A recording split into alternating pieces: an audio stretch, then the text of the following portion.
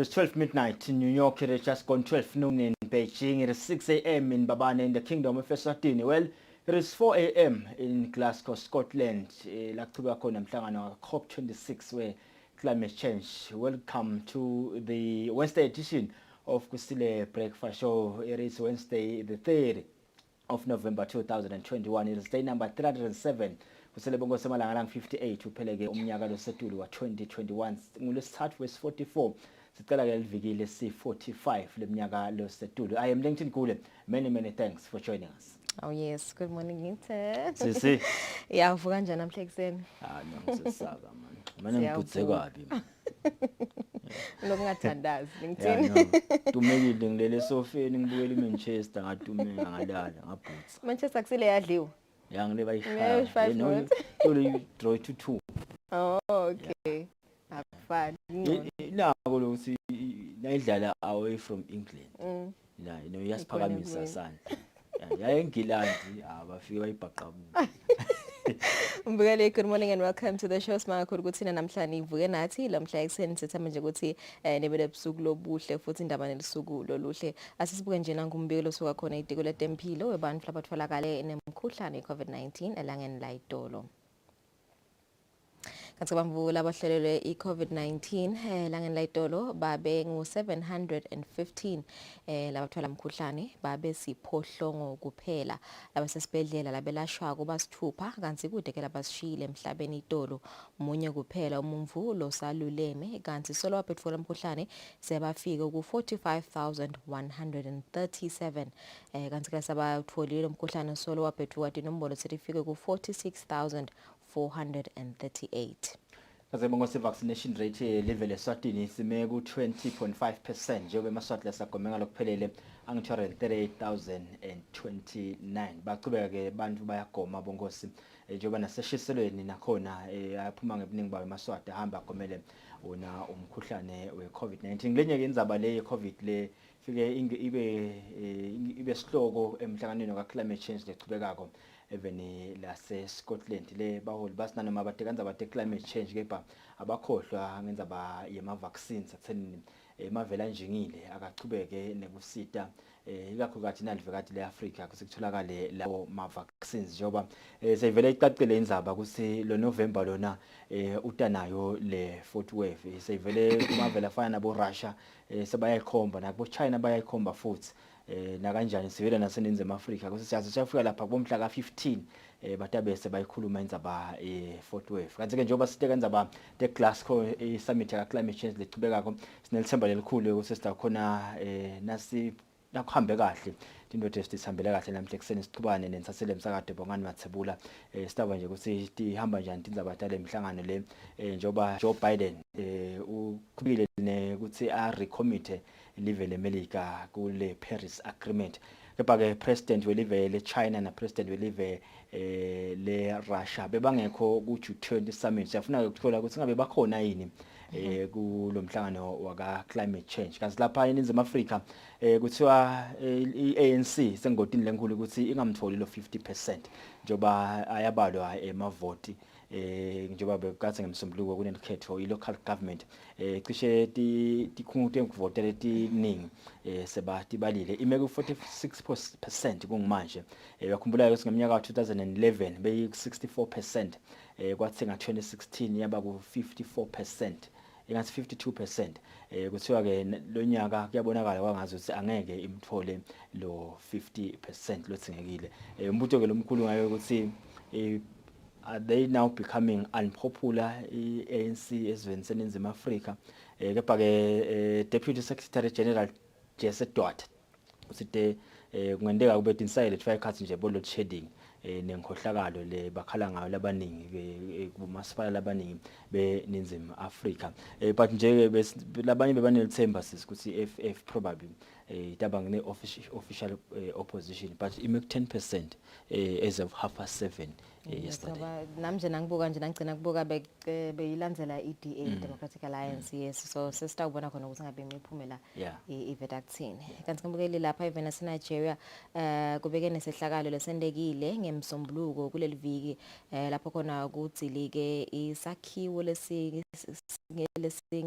stories lang 21 Ngizinombolo tebamfla basishiya emhlabeni kubikwa ukuthi setiyanyuka njengoba nje kusukela namhla ekseni kubikwa ukuthi sekushone abantu labalishumi nesihlanu kanti ke labo labasitako bathi sebakhone ukusinzisa hlisi bamfula bayimfica kanti so labasachubeka basabuka abantu kulela live enhloko dolobha yase Nigeria.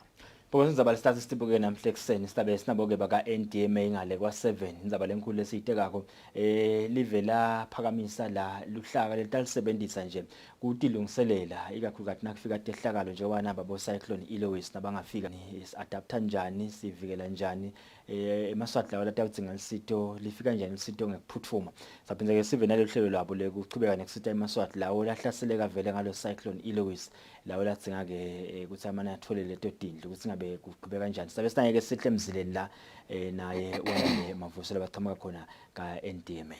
Sitaphinze sikhulumisane lapha nalabasuka khona itikule tempilo nje ubutakhumula ukuthi letikula sokumisa imikhankaso leyahlukahlukene kuzama nje ukukhuthatha necugcutela sive semaswadi ukuthi sijove namhlanje sidabe sine bafundisi lapha batakhuluma kabantu ngemikhankaso Jova Mzalwane Jova Mzayoni kuveke ukuthi ngabe vele mhlambe lo namkhankaso uhamba kanjani bayakhona vele mhlambe ukukhulumisana nabo bazalwane kuba khuthatha ukuthi bawugomela umkhuhlane iCovid-19 sidabe sicocisana nabo nasekuphele indzaba tekucala sitaphinze sibuke nje sikhulumisana nalabasuka enhlanganweni yaka diabetes nalabasuka esibhedlela iGood Shepherd ngaso sifo sashukela idiabetes njengoba nje umhlaba wonke ugubha inyanga yesifo sashukela sekukhumbuta nekufundisa sive ngaso lesifo sabe sibuka kakhulukati emehlo kanye netinyawo ngoba kungitona leyo khanze ukuthi sekuba netinkinga uma ngabe unesifo sashukela sabe sikhulumisana nabo lakuphele indzaba insimbi esikhombisa sisikhefu mbukeli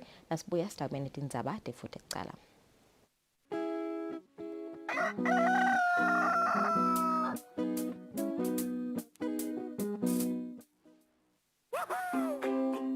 Pay your TV license quickly and easily with MTN Momo. Simply dial *007 *3 hash and select option 8 for TV license. Enter your national ID number as your reference and the amount you wish to pay. Then enter your PIN to confirm your payment. Once your payment has been made, you'll receive a confirmation SMS of your payment. If you're a first-time payer, you get another SMS for your TV license. So legalize your entertainment from the comfort of your home. Pay your TV license the easy and convenient way with MTN Momo. Everywhere you go, MTN.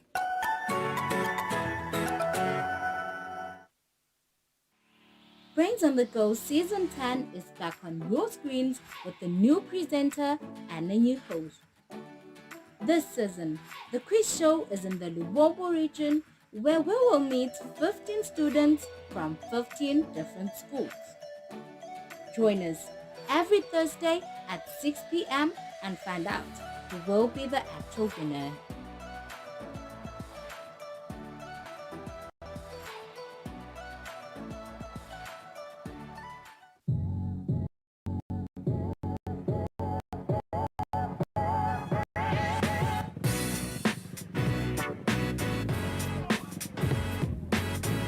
Sanibonani maswati lamahle libito lami ngumthanazo Mkhwanazi and you are tuned into a brand new show on Eswatini TV called Street Quiz. Street Quiz is a show that is aimed at finding out just how well you know your beautiful country and just how well you travel. Now, the beautiful part about it, and that is my favorite part as well, is you get to win a special prize. Now that could just be money or something extra. As for me and my team, Nidanibona every week from here just as long as you tune in and now wanna start ngomang balege.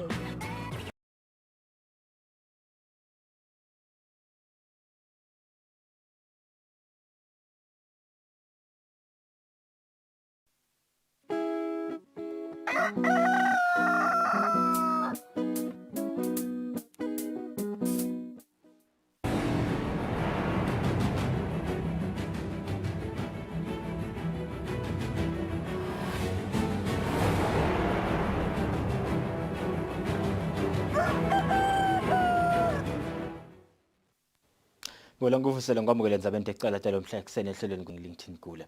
Silo semhlaba ingonyama inkosi Mswati wesithathu itolo ke sibene tingcoco nasihlalo weluphiko lolibukeke indzaba tekuphepha enhlanganweni yakaSADC iSADC Troika His Excellency Cyril Ramaphosa lebeka kuleli kutawuvusela ke silo semhlaba ingonyama inkosi Mswati wesithathu nekudzingisa tindzaba tekuthula kuphepha netekuvikela. Impuphu emhlaba yemukele mengameli emandulo Grand Hall kaLozitha.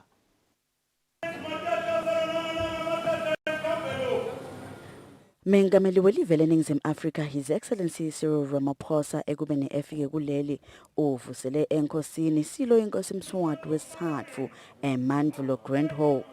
Mengameli ukuleli ungeluvakasho lolusemthethweni lokusebenza lapho atawukhulumisana nembubu emhlaba etindzabeni tetepolitiki netekuphepha kule-Eswatini.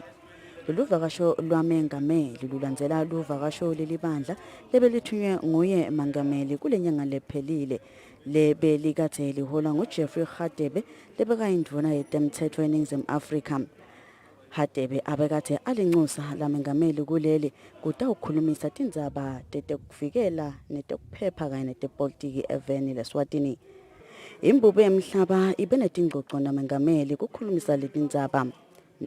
Kungumgomo nemsebenti wenhlangano yeSADC Troika Organization kugcina kuthula nekuphepha kulesifundza kungako sihlalo walenhlangano akuleli kwatise ukuthi le-Eswatini libhekene nemisindvo lehambelana naloluhlangothi. Imbubu yemhlaba itimisela ukuthi kube khona ukukhulumisana netingxoxo eveni le-Eswatini ngemuva kwemkhosi wencwala njengoba indvuna ike yamemetela ngaphambilini. Etindzabeni kubika Pholile Maziya, Anathabiso Dlamini, eMandulo Grand Hall kaLozitha. Indlovukazi Mhlekazi ibuyileke ekhaya ngemuva yokuthi ephethe lihambo lwayo lwemavele amabili. Mhlekazi ufikele esikhumulweni setindiza iKing Mswati III International Airport.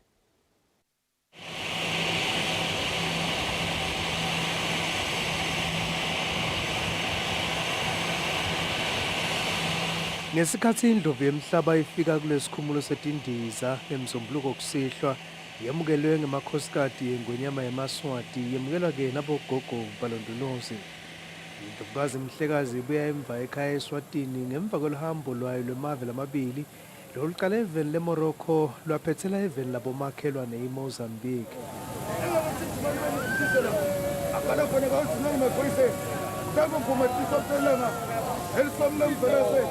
Endlebe sikhanyilanga pho sihlofokazi Mhlekazi.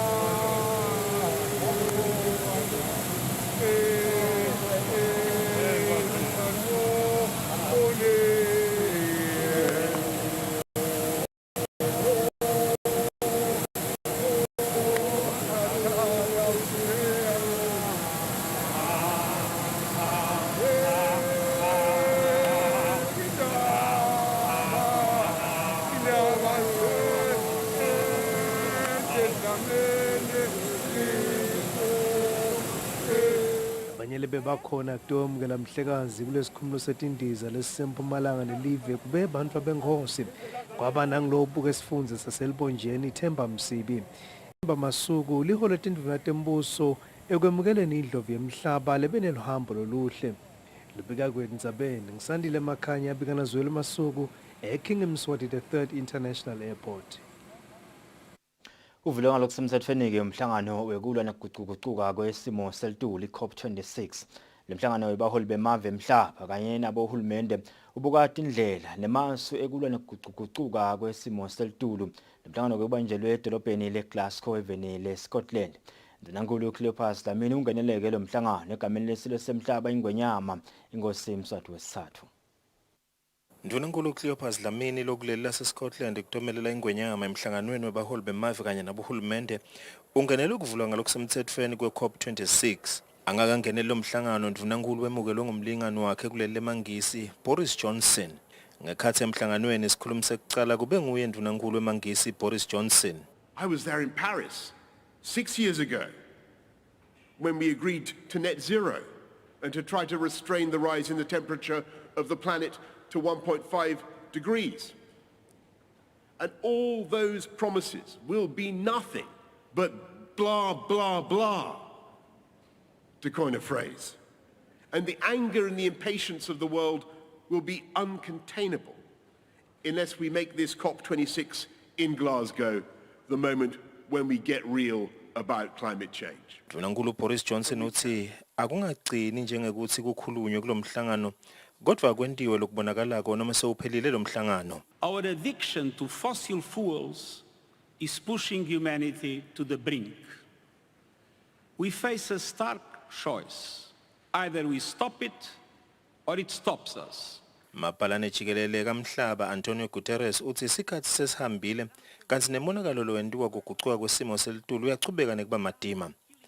Guterres uthi kuthathela into phansi kufanana nekutimbela umgotsi lapho kutawucumukela bonke abantu. Uchubeka wathi kwenyuka kwelizinga lekushisa kwemhlaba kuleminyaka lesithupha lendlulile kube ngilokusetulu kakhulu emlandweni wawo kanti kwendeka ngesikhathi lapho ngabe kwendiwa inhlelo tekukunciphisa. Guterres uthi emahlathi eAmazon nawakasakhona kumelana nentuthulo nebungoti lekhicitwa amafema emhlaba nemadvala elichwala bitwa ngema-glaciers ancibilika ngelizinga lelisetulu lekuyinto lebangela kwenyuka kwelizinga lekushisa emhlabeni. Wephethe ngekunxusa bonke abaholi labenda dethembiso ngephansi kwe-Paris Agreement ngeminyaka unga-2015 kuthi yasale batifeza leto dethembiso. Etinzabeni kubika Bongani Mathebula eGlasgow, Scotland. Sesibiyake emuva ekhaya litiko letasekhaya limemake sonke sive lesingaphansi komphakathi wasembofu ngaphansi kwenkundla yasemhlangatane kuthi siphelele sonke sitobhalisa timphepha tebofu ikakhulukazi bantwana mahala ha. Isathiso sikhishwe ngumabhalane lomkhulu kuleli tiko enhlanhla Ncumalo lovetile kuthi lo msebenzi kuthiwa ke-mopping exercise utawusukunyiswa ngalokusemthethweni lomuhla indvuna yaleli tiko uMthanenkosi Lindiwe. Siyisitiko ke letasekhaya sibone ukuthi kunesidingo lesikhulu sekuthi sihambe sifinyelele kubo labantu njengaloku bekiwe kuyi-mandate yelitiko ukuthi kumele sesiqiniseke ukuthi wonke umuntu unesitifiketi sekutalwa laveni. So uMthanenkosi ke kusasa ngalesithathu titabe tizintathu kuNovember utabe kathula ke lo msebenzi lomkhulu lo hlelo lesilibita ngesilumbi ukuthi i-mopping exercise. Lapho khona ukubheka ukuthi wonke lokhona emphakathi avele nasifika silitiko abhalise leso certificate tekutalwa. Aphindze futhi athole nje nelwati kabanti ngelisito leliniketwa litiko letasekhaya lonke lihlobo ngaba ama-passports ngaba ama-permits ngabadala bakhoseli mhlambe labakhona eveni litiko lelibabukile noma ngiluphi nje lisito lolidingekako batawufike lwati balithole kepha ke sibuke kakhulu leti ekubhalisa abantu ndlangamandla. Lo msebenzi uyethulwa kusasa lapha embofu umphakathi lapho khona umphakathi ungaphansi kwenkundla inkundla yasemhlangatane sitabe silapho ke ndlangamandla. So kumema nje abantu basembofu ukuthi babe khona sitawethula lo msebenzi sitabe sine malungu eParliament tindlo timbili portfolio committees elitiko lapho indvuna itabe yethula khona lo msebenzi kasingakuyethula ke bese labo labanaleti dingo babona ke ma-officers ethu latabakanekise khona lapha. Lolu hlelo ndlangamandla litawuthatha tinyanga letisikhombisa nasesiqalile kulisebenta emva kwakulokulethula esiveni. Tawuthatha tinyanga letisikhombisa lapho khona sicabanga ukuthi nasekuphela inyanga letisikhombisa sitabe sihambe yonke imiphakathi yelive laKangwane lengetulu kwa-363. Siyethemba ukuthi nasesicedzile kutaba bete bantwana labangakhoni ukuthi babhaliseke ngoba nasiye emphakathi nje sentela lokuthi le mphakathi kube ngiwo lotawukhanza ukuthi nalaba labangenabani ukhona umphakathi ukuthi awusiyamati lo Mabhalane lomncane etiko leti-70 nenhlalakahle Anthony Masilela usekele itiko letimisele ukuthuthukisa imisebenzi yemakhono kungako ke lethe bochwephesha kutafundisa kabanti tisebenti ehlangothini lekufaka gesi ngendlela ke lefanele kanye nekuhlola ukuthi umuntu sewukuliphi lizinga phecelezi grade testing. Masilela beyakhuluma ngesikhathi kunemhlangano wesikole walabo laba kulolu hlangothi loyesekelwe live leShayina silenge se-Taiwan. Ngekubambisana nesikolo semakhono selive leShayina sihlenge se-Taiwan i-Taiwan Technical Mission, uhulumende sewuqeqeshe bochwephesha bemisebenzi yemakhono yalabo labenta gesi ngendlela lengiyo yekuhlola ukuthi umuntu sewukuliphi lizinga. Mabhalane lomncane etiko leti-70 nenhlalakahle yato Anthony Masilela uthi lokhu kutawusita ukuthi labo chwephesha bente umsebenzi wabo ngalokuphelele. Sine expect nje leqhamuka eNamibia lehambe nawo onke lamave nathi ke seyikhona ke kude sisita yona ke ibuke kakhulu letindzaba nje dabogezi sokukhona lokho ukuthi nasithi umuntu siyamhlola etindzabeni dabogezi sisuke sihlola ini kufuna abe nakhono lini nje kuze kuthiwa lona ke cha no sesingamethemba simnike certificate ukuthi cha lona uyakwati kufaka gesi nalo loluhlangothi lolu lukhona sithi ke asiluphakamise luvele litokhona ukuthi nemaswati nana nawo sanga khona kubuya grade test lana ekwatiwe ukuthi ke sebanana didi emakhono nako noma ngabe ke bekaqhashiwe loyo muntu loyo nasaqhamuka nale certificate la sasitholela kithi nebelumbi sebatamethemba noma ke nebaqhashi sebatamethemba ukuthi lona vele uyakhona unanali likhono nalo. Fernando ye umphathi we-Taiwan Technical Mission uthi emakhono adlala indima lenkulu ekuthuthukiseni umnotho welive ngako kufanele athuthukiswe ngaso sonke isikhathi. Is safe. I believe Taiwan can. Taiwan is smaller than kingdom. Eswatini also can do this. If only we can go the right way. We can do right thing. Like now, this workshop, we're trying to do right thing to develop our country. I-Taiwan Technical Mission ithi itawuchubeka nekwesekela loluhlangothi. Etindzabeni kubika Nelson ngamandla nginambongwa Dube yembabane. Inkampani lethenga ke iphindze ithengisa tibhidvo kuleli nambotse icaleke uhlelo lokubambisana nelehhovisi laloncisela live laseNdiya.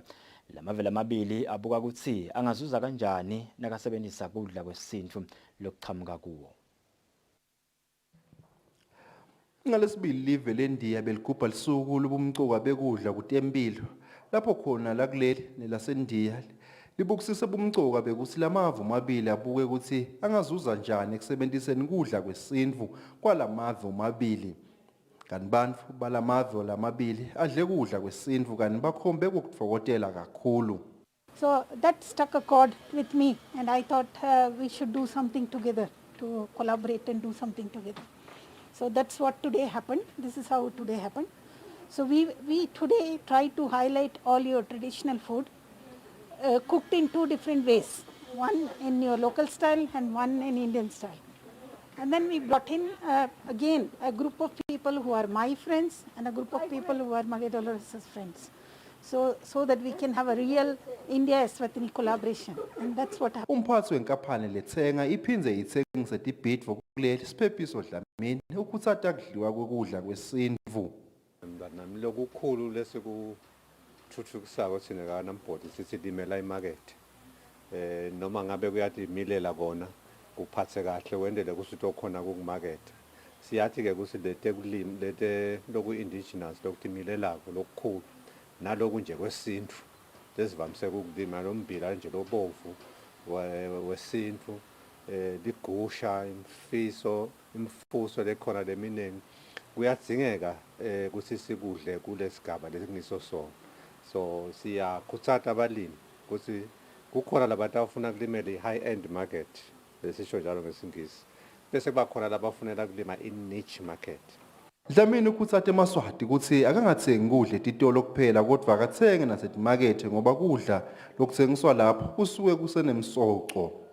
Etindzabeni Eswatini TV kubika Fortune Dlangamandla ngisembabane. Imigwaqo lemibili liyakhiwa elibonjeni lekungilo lusuka ke kulukhula uye Big Bend nalo lusuka kalontupheko ulibhekisa Steki ibe netinsaye letibite kutsi hulumende ngete timali letibalelwa ke ngetulu kwa 70 million emalangeni. Letinsaye tifaka ekhatsi kususwa kwesitolo lebe sakhiwe edvutane nalomgwaqo embolonjeni lokubite ke imali lecishe ifike ku 600,000 emalangeni. Lokucukethwe ngumbiko welikomiti lelibukeke emaphakelo ematiko endlini yabayisikhulu. Umbiko welikomiti lelibuke emaphakelo endlini yabayesikhulu i-Finance National Committee ngemigwaqo lemibili leselubonjeni lokunguloyo losuka elukhula uye Big Bend naloyo losuka kalonhlupheko uye Steki uveta ukuthi kutawulungiswa kuphindze kuthuthukiswe 38 wemakilometer kulona wekucala bese kuba ngu-12 wemakilometer kulona wesibili. Lokulungiswa nekuthuthukiswa kwalemigwaqo kude netinsayeya letivela kulombiko ukuthi tibite ukuthi uhulumende afake isandla kakhulu ekhikhini. Letinsayeya letivela kulombiko tisikhombisa kanti tifake ekhatsi ukuthi kunesitolo lebe sakhiwe edvutane nemgwaqo embolonjeni lokubite ukuthi sikhweshiswe siyoakhiwa engcenye. Lombiko uthi lokhu kubite imali lecishe ifike ku 600,000 wemalangeni. Labanye labasusiwe lakulungiswa khona lemigwaqo inkampani yahulumende yemanti yeSwatini Water Services Corporation lokubite imali lengetulu kwa 4 million emalangeni kanye nenkampani yahulumende yetincingo yeSwatini Post and Telecommunications Corporation lokubite ngetulu kwa 1 million emalangeni. Letinye timali letifakwe ngephansi kwetinsayeya kulombiko imali lecishe ifike ku 24 million emalangeni yekwetsenga kwekwakha lokwengetiwe kanye nalenye imali lecishe ifike ku 24 million emalangeni letawugatsa kukhuphuka kwentsengo yemphahla. Kubambeleleka kwalomsebenzi wekulungisa lemigwaqo kutawubita hulumende ngetulu kwa 5 million emalangeni ngekusho kwalombiko. Lombiko uveta nekuthi letimali letengetiwe tisidzingo kungako tidzingeka kutsi tikhishwe. Tindzabeni teSwatini TV kubika Themkosi Mavimbela eMbabane. Kubheka ukuthi kuqale ngenyanga yaBhimbidvwane eminyakeni lotako kwakhiwa kwemigwaqo lisuka ke esiqinusa uye enhlangano nakutawuhamba kahle konke ngendlela lekuhlelwe ngayo. Lokuke kulandzela ukuthi indaba yesikhulu iphasise umbiko ngalomgwaqo endlini. Umgwaqo ke wakhiwa kwabolekwa ke imali noko kwemiwa ngenxa yetivumelwano letaphuka lokhu ke sosukumiswa kabusha lomsebenzi. Lombiko welikomiti lelibuke emaphakelo endlini yabayesikhulu i-Finance National Committee ngekwakhiwa kwemigwaqo lusuka esicunusa uye enhlangano uveta ukuthi lo mgwaqo waqala kwakhiwa ngeminyaka wa 2013 kanti bewubheke ukuthi uphele ngemuva kwetinyanga letingemashumi lamabili netinyanga letine 24 months. Lomsebenzi bewuniketwe inkampani kukhanya Civil Engineering noko lesivumelwane sekwakha sanqamulwa eminyakeni lophelile ngekuvumelana kwalenkampani nahulumende. Lokhu kwabangelwa kuphutha kubhadalana kuba bade emandla lalingene lomsebenzi kwalenkampani beyakha kanye nekubade kwemishina yekusebenta leyanele kulokunye. Lelikomiti liveta kulombiko ukuthi sekufuneka imali lecishe ifike ku 650 million emalangeni kucedzela lomgwaqo.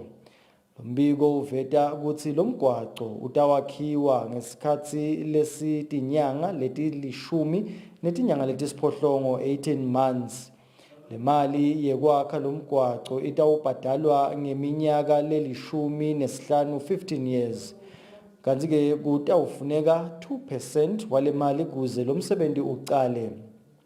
Lombiko uyaveta ukuthi lomsebenzi wawita imali lengu 459 million emalangeni ngesikhatsi uqalwa nga 2013 noko wase uyema kusendiwa half wawo. Lombiko uyaveta nekuthi simo salomgwaqo kungenteka sisakhombe ukuthi bese wakhiwe hafu ngenxa yetimvula letimatima lesetiulimete. Lombiko uthi lihhovisi lemcwaningi mabhuku lomkhulu wahulumende laniketwa liphakelo lekuphenya ukuthi timali tembuso tasebenta tona yini nakwakhiwa lo mgwaqo.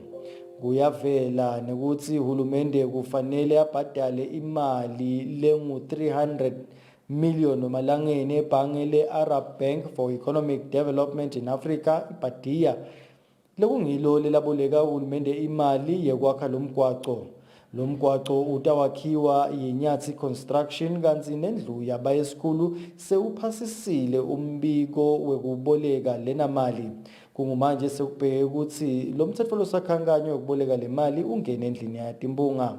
Tindzabeni teSwatini TV kubika Themkosi Mavimbela eParliamente. Inhlangano kelelo nekwanza kweligciwane le-HIV nesifo se-AIDS kuleli nesha isike ibuka indlela tekuqinisekisa ukuthi sive siyachubeka nekuthola emaphilisi ekuthintsibalisa leligciwane ngendlela lefanele. Umcondzisi walenhlangano Khanya Mabuza uthi babone ukuthi bahlangane nabochwephesha betinhlangothi etahlukahlukene kutetempilo ngemva yokuthi lucwaningo labalondile luvete ukuthi bantu abasawanathi ngendlela lefanele emaphilisi ekuthintsibalisa leligciwane kanti netimbolo tebantu labatfola leligciwane tiyakhula. Lo mhlangano ubanjelwe kwehhotela le-Mountain Inn lapha eMbabane. Umcondzisi wenhlangano lelwa nekwanza kweligciwane le-HIV kuleli kanye nesifo i-AIDS iNature Khanya Mabuza uthi lenhlangano ibuka ukuthi kungentiwa kanjani ukuthi sive singathikabeteki kutfola lusito loluphathelene neligciwane le-HIV kanye nalesifo. Nasihlaselekile sibonile ukuthi nekusebenta ikakhulu lapha etibhedlela emaklinikhi kutsinzekile abantu bangakhona kuda kumbe usho bafikile ukhanze ukuthi labanye bakhala ngathi khona labangakutholini. So sitawuthola-ke manje report sonke nje ngekuhlangana kwethu ngekuhlukana kwethu ukuthi kusebenza njani umuntu lapha asebenza ngakhona. Shose singathola-ke report bese siyabuhle COVID nangento ibuya singakhona njani ukuthi sikhona lokuthi sibambisane kungalimala njengoba bekulimala nje basho ukuthi kuyalimala. Kwesibili-ke sithola tindzaba ukuthi futhi kunebantu kumbe bakhala ngathi abasawathola emaphilisi. Labanye bakhala ukuthi tinombolo tingathi tiyakhuphuka futhi tiyetulu te-HIV akufanele kwendeke lokho. Sitawuva ukuthi kuhamba njani nekuthi futhi singabambisana njani. Sitaphinda sibuke tindzaba tetimali. I-COVID isilimethe kakhulu etimalini. Sifuna sikhona lokuplana ukuthi nakungeke siqhubekele simo sitawumisa njani. Liqiniso ukuthi akufuneki ukuthi abantu bahlale bethe amaphilisi. Akufanele futhi ukuthi kube nabantu abathola HIV. So sitawuba le strategy sethu kanye ukuthi sitawumisa njani nangabe kuyendeka ukuthi i-COVID iyabuya nokuthi abantu futhi abasakhona kuya esibhedlela kuyothola futhi lesito kufanele balithole. Mabuza ukhuthata sive ukuthi sichubeke sitivikele ekutholeni leli gciwane kanti naselitholakele bantu bachubeke banathe emaphilisi ekulithintsibalisa. Etindzabeni teSwatini TV kubika Nelson Wendla ngamandla kunambongwa Dube eMbabane.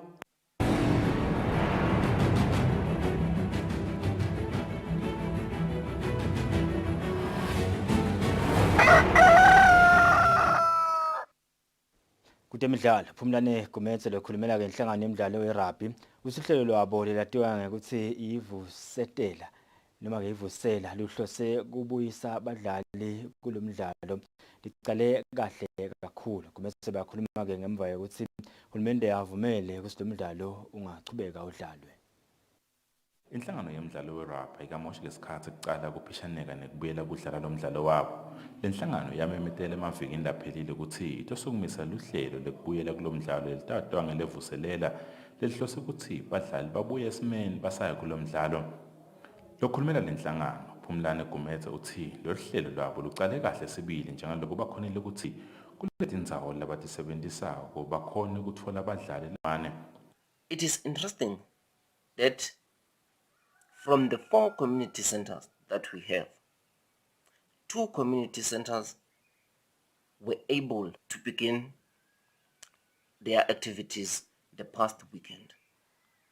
And we can confidently say it was all a success because in total we received more than 40 players that took part in the training sessions that were held in the 2 community centers, namely Mabane Center and Luve Pogoloko Center. This program is going to run up until January next year, whereby we are going to be having a series of training sessions and a series of games. Kametsa uthi ngemva ke kwalelihlelo batose badlalisa imidlalo yehlobo le-rugby 7 kanti-ke banelithemba ukuthi le midlalo itokhokha abadlali labatobe sebasita nelikhethelo lesive emidlalweni yalo. Lobekela umsakazo we-Eswatini TV kutemidlalo ngiphathizwe Msibi eMbabane. Ngaleto temidlalo bongosi sibamba lapha kenza bathe icala telo mhla ekseni sibathele imakethe siyabuya siyachubeka nalo hlelo.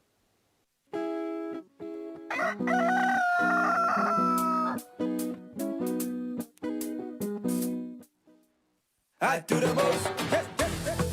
Watch local TV on the go with the Eswatini TV app for only 20 emalangeni. Come on. Do the most with Eswatini TV app. Download from Google Play Store or App Store. We're good together. Everywhere you go, MTN. You're having a... Emergency! It's my father. No, it's my father. No. Let's go. Well, let's go. But... Dad! Dad! Dad! Nurse, take this. Take note of the time of death.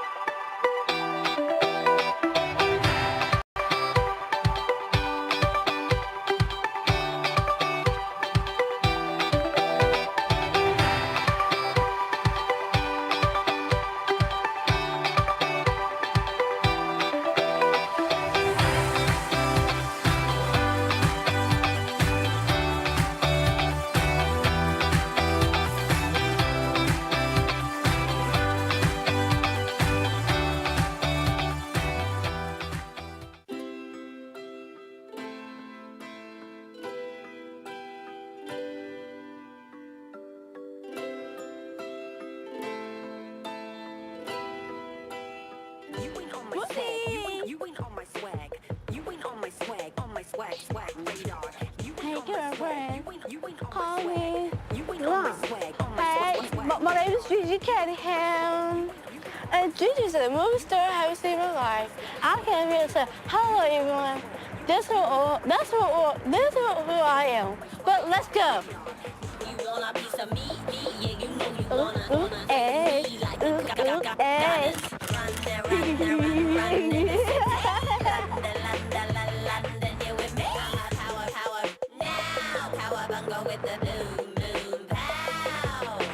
you ain't on my swag, swag radar.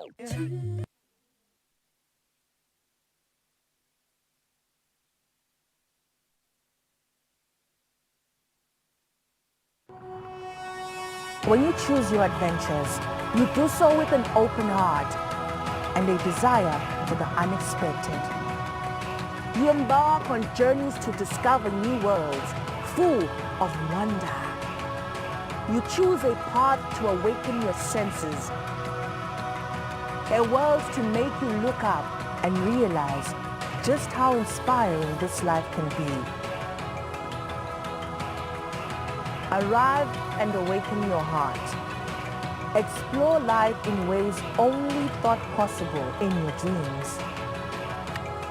Discover just how far you'll go to expand your understanding of life's greatest mysteries. There's just one place on this planet with so much to offer. Now is the time for you to have the royal experience in the kingdom.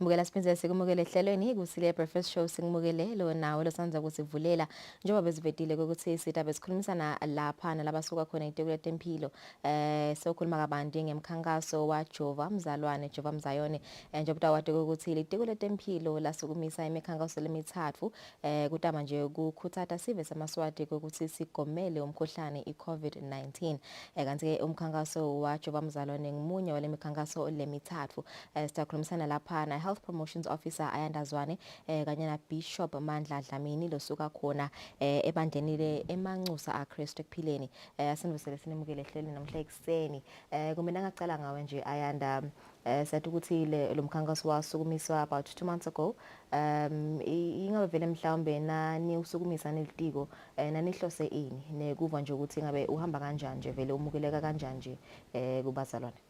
Siyabonga kakhulu Mfombeni sikuvusele ehlelweni sivusele nabo bonke labasibukele emakhaya. Umkhankaso siwuphakamisa ngenyanga yenyoni wa Jova Zayone. Usaqala ngalo wa Jova Zayone umkhankaso sibuke nje ukuthi eZayone yonke ngoba kunenkolelo yokuthi ngulona bandla leliningi lana Eswatini. Sabuka ukuthi akube ngilo mhlawumbe lesicala ngalo ukuthi likhulumise tindzaba temjovo likhuthade kuthathwa kwemjovo. Saba nenhlanhla ke nasisakhulumisana nabo sathola iExecutive Committee yaka League of African Churches leholwa nguBishop Samson babe Samson Hlatshwaku babenda ke ticephu nje letincane bakhulumisa yona indzaba yejova imilayeto nje ledlalayo kona semsakatweni batikhulumisa basho ukuthi nabo sebajovile bayacela ukuthi amazayona onke aphume ngeluthi lwabo ahambe ayojova. Nasisawenda loyo mkhankaso wajatshulelwa kakhulu wanakeka nalana eveni ukuthi kukhona lesikwendako silitiko sibuke nje emabandla kwabese kusukuma inhlangano yaka Israel nayo lesebenza nelitiko letempilo ukukhuthata indzaba yekujovela iCovid-19 eveni yathi cha asalesivula yini singavula lo mkhankaso sithi Jova Mzalwane sitawufaka onke emabandla ekhathi naloko sakujabulela silitiko letempilo ngoba vele sisebenzisana nawo onke emabandla from all the church mother bodies sinayo iLeague sinayo iCouncil of Churches sinayo iConference of Churches asisabukanga nalawo kuphela emabandla aKristu sesivulile onke nje emabandla la khona eveni sawabita kumsebenzi lomkhulu ngayo yona inyanga yemphala esibayeni lodge lapho satikhulumisa kabanti letindzaba temjovo nabo bafundisi bakhona kubuta lokho lebe bangakuvisisi kahle baphuma Mfombeni bakhuthatha emabandla kungiyalo nje sibhize asilali siyakujabulela kakhulu lokho silitiko letempilo ngoba vele sifise ukuthi wonke umuntu eSwatini ayijovele iCovid-19. Okay. Kumina ngabe kuwe nje Bishop lokuthi njengoba sachazele nje Ayanda lokuthi nacala ku emabandleni emazayone. Ingabe vele mhlawumbe kiwe lamabandla nje lesela sewabalile i-response yabo bazalwane ikanjani bayedeni vele mhlawumbe ngentinombolo ku Dr. Jova niyakhona vele mhlawumbe ku-addressa lawo misconceptions timvule tingasilqiniso ngawo lo mjovo weCovid-19 bakumukela kanjani nje bazalwane lokho.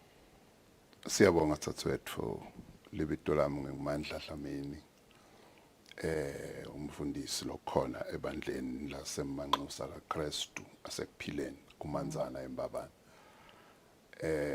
Sibonga lesikhathi lenisipha sona basitshela betempilo basibita sazama ukukhulumisana nabo base bahamba ke bakhuluma nalabasiphethe thina kakhulu bathi president wethu kwaba nguye lo thina nathi asihambe sikhuluma emabandleni siyakhuluma ke emabandleni ethu kuyemukeleka Tsatswethu liqiniso lihle kuyemukeleka noma kukhona lapho kuhle kuthinzathenzeka khona kube nemibuzo lemikhulu sinendlandla ke ukuthi laba belitiko letempilo badvulile tandla nanathi njengabafundisi uma ngabe khona la ngathi siyehluleka kuphendula khona bayakhona kuda batosite emabandleni nasemangweni lapho sakhe khona.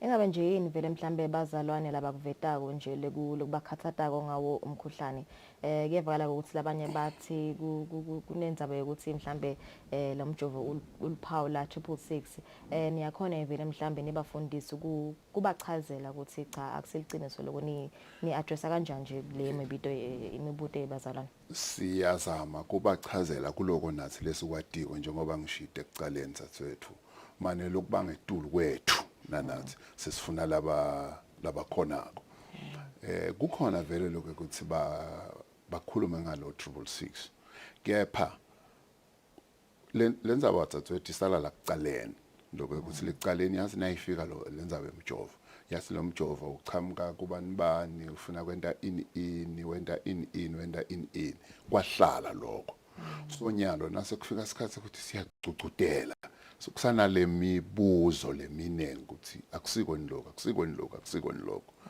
kepha ke ngekukhulumisana nemazalwane bethu nabomakhelwane bethu sekungcono nyalo sebayajova kuyachubeka kujova futhi ke ngalendlela sekwendeka ngakhona bafikile betempilo basitshela ukuthi kuda ekotho kuthiwa yini fourth wave sesicucudela kakhulu ke nyalo ukuthi ingake fika kamane ukuthi ithi yefika ikhanze ukuthi sesibanyentana thina lesijovile mhlawumbe sitokhona ukuthi etintweni lesitetayele emasontweni ethu sitokhona kudenda noma mhlambe singeke sikwende konke kepha nje kube khona lokunengi lesikwendako manje siyacucudela mabe manga bayajova abazalwane Tinza timnanzi leto ayenda mhlambe nangabuya kuwe nje kubuta lokho ukuthi kuba khona kwalomjovo yangiteka imijovo nyalo nje sicale roll out your Pfizer lapho khona sekutawucala ukujova abamfana labaneminyaka le12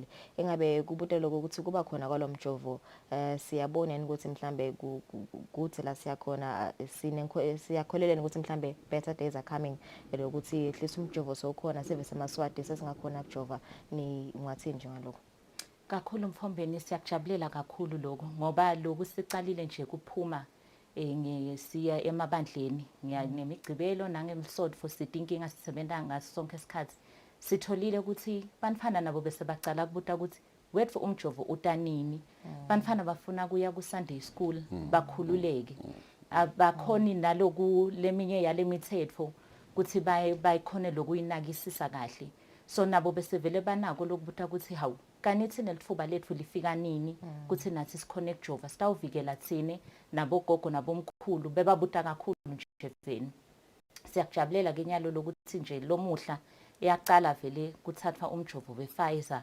emitfolampilo letvutane sikhuthade batali ukuthi nabo abakusukumele etulu ukuthi banifana abahambe bayojova sifiso sethu silitiko letempilo ngiso lesekuthi ajove onke emaswati sibane sifike kulo 70% angakafiki nje emaholiday yabonciblijani sibe sesifikile kulo 70% kuta mhlawumbe kucegiswe letinye itimfo lapha nalapha kanti kakhulu kade njengoba sekashido umbishop eceleni kwami sibalekela nayo i4th wave siwabonile lamanye ema wave abulala sive asicetha kubuhlungu sekungcwatshwa nje yonke weekend emabandla angakhona ukusekela kahle bazalwane ngoba kunemithetho lethithe lebekiwe ukuthi ngeke enze nifukame ngeke nendeni leyo mivela lebe ikhona kungakonyalo sithi awasukume onke emabandla abasukume bonke bazalwane batinikete lesikhathi nelithuba lokuthi bayojova siyakhumbula nje nasitendleleni nembishopi sesiyabutana ukuthi hey kodwa ingcungcuthela sayigcina nini yena bakithi kunini nje singakhoni kuhlangana sivuselane kahle sibazalwane sesibuka naneminyaka lotako ngoba asibuki lana nje kuphela sesivele sibuka naye Good Friday kuthi yatiktaze kufike tinkonzo letinkhulu nakangaka singakhoni thini kuhlanganyelana kahle simabandla so ngiko sicela emfombeni ukuthi abaphume vele bahambe bayojova sinelithemba lolukhulu selitiko letempilo lokusibambisene nawo emabandla kuthi vele mafipata uhamba bayojova siphephe kumkhuhlane weCovid-19 lo mjovo usita ngekuthi sike seva nje lomunye umbishop wethu waseGwamile apostolic athi yena wajova wathi ajovile wayithola iCovid-19 kodwa umehluko ukuthi ayimgulisanga ngendlela le ngabe mhlawumbe yamgulisa ngayo kube bekangumuntu longakajovi yamuthi nje kancane wabuya esimeni waphila naye ngumunye webafundisi labakhuthatha labanye ukuthi hey asisukume nisiyojova ngako nalo themba lefula likhona khona ukuthi bonke bazalwane nabajovile sitawuphepha sive kunjalo ayanda Bishop kumbe nje nangabuya kuwo uvetile ayanda lana kokuthi mina nisaxoxa nikhulumile ngekuthi kathi nagcina kubambati ingcungcuthela nje ebandleni kuyacaca vele lokuthi kuba khona kweCovid kunlimete kakhulu ingabe vele mhlambe ngitip letinye timvile leningasakhona ukudenda nibandla ngawo umkhuhlane iCovid-19 ngibekise nje mhlambe ibe netinhlelo ekuhamba niyosita mhlambe laba labatsingile kuvakashela emakhaya lalatsingile nasemingcwabeni kubambe memorial ingabe vele mhlambe kunlimete kanganani nje Siyabonga Thathethu kusilimete kakhulu vele kufika kwalomkhuhlane kunetinto letinengi lesitjwayele kudenda emasontweni but ngekufika kwayo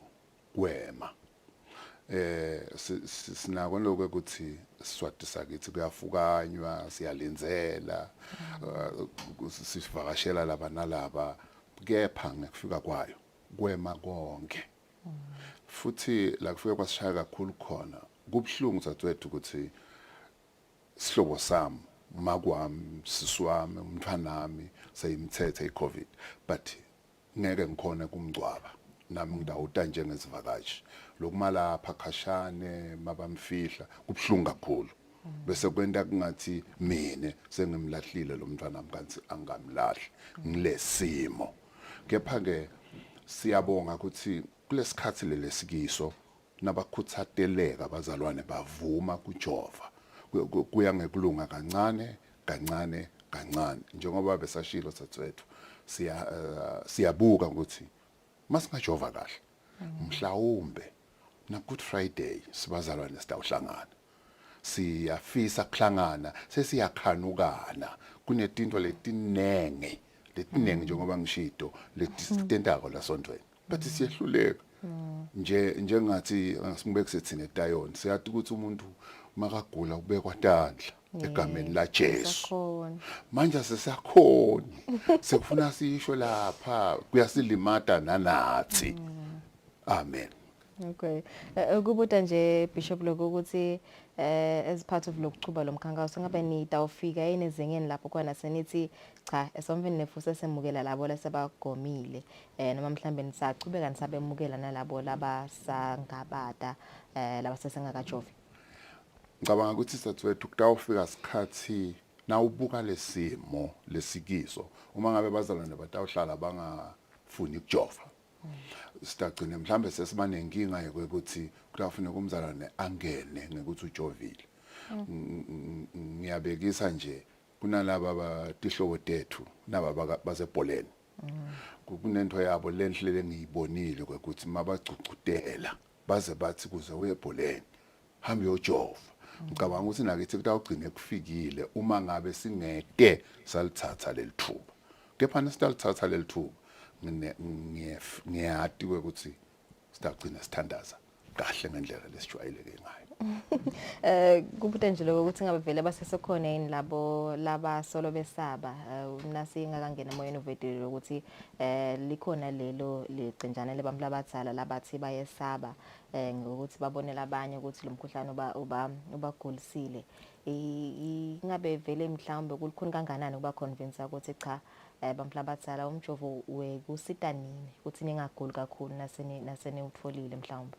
kusekhona Thathethu siyabonga kusekhona laba labesaba sabako kodwa hayi bonke futhi nalokwesaba noma senikhuluma mhlambe kuyendeka lamhluthi yefika yamcucutela siyajova kuphi ngelanga lengukuthi abelikhuni nawusothi uyabuya kusasa athi hey ngidawubona kuyethembisa ukuthi kuya kancane kepha ke kuneliciniso lokuthi wena Thathethu letinto natifika njengalomjovo labantu labadzala bashaywa ngilendlela lwafika ngawo kucaleni lokho ukuthi ubuya kamagagula ufuna ini lamagagula sojovile uyagula njani labantu labadzala kwabade lo uthi hayi phela besidlala nasisho lokho uyabona kepha ke ngekukhulumisana ngekucocisana ngekuchubeka singayekeli ukukhuluma thina abafundisi nelitiko letempilo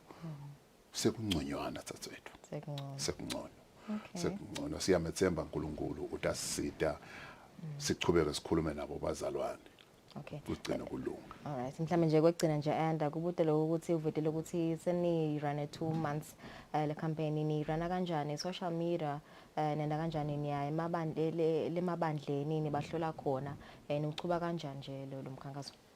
Kuningana mfombeni lesikwendile ngalomkhankaso ngishito ecaleni ukuthi sinawo emaphimbo ebafundisi ladlalako emsakatweni lekhona la Eswatini lefaka ikhathi VOC ne-EBIS labathi khulumisa khona tindzaba temjovo sinako ku social media kufaka leto ditfombe tabo bafundisi nemilayeto lehambisana nayo indzaba ya Jova Zayoni lokunye lesakwenda sakhipha yonke leyo milayeto saniketa emabandla ukuthi nabo ngoba banabo bo WhatsApp labashare khona kangcono emagroupini abo sabaniketa ukuthi nabo sebangasifakela khona lokunye lesikwendako lesicale nje itolo loku besiphumile siye emaphalaleni emphakathi siyokhulumisana nabo bafundisi baleyo ndzawo ngatodona tindzaba te-COVID-19 nayo indzaba yemjovo lesijabulele kakhulu ukuthi kulo 50 wabafundisi abakhona bebabathathu kuphela labangakajovi bonke labanye babajovile laba labathathu nasibabuta ukuthi anikajovileni sebayachaza ukuthi khona imibuto mhlawumbe lesinayo ngayo yona lemjovo kodwa lesithole kakhulu mfombeni ukuthi bazalwane abatholi lwati etindzaweni letingido bangena la ku Facebook babuke ukuthi hawu uthini lamfombeni awumaye muhle ngiyamkholwa vele lo uqinisile kanti lamfombeni soyabadukisa mhlawumbe yena ujovile noma angakhuluma ukuthi wabanayo le ma side effects lokumcoka ukuthi wabanawo waphila ujovile so bafundisi ke basitshelile ukuthi vele abantwana bayabavulela bo Facebook sebayesaba bona ukuthi sebenta kanjani nguphi sabaniketa ke makhasi ukuthi cha Facebook emsebenzise kahle utele kutokwakha ukuthi nje nawe mele wathi uhlola kuphi sabanika ikhasi la Eswatini government sabaniketa nelikhasi lenhlangano yamhlabuhlangene iWHO nalamanye ke leswasebenzisako nathi silitiko letempilo nayo la health promotions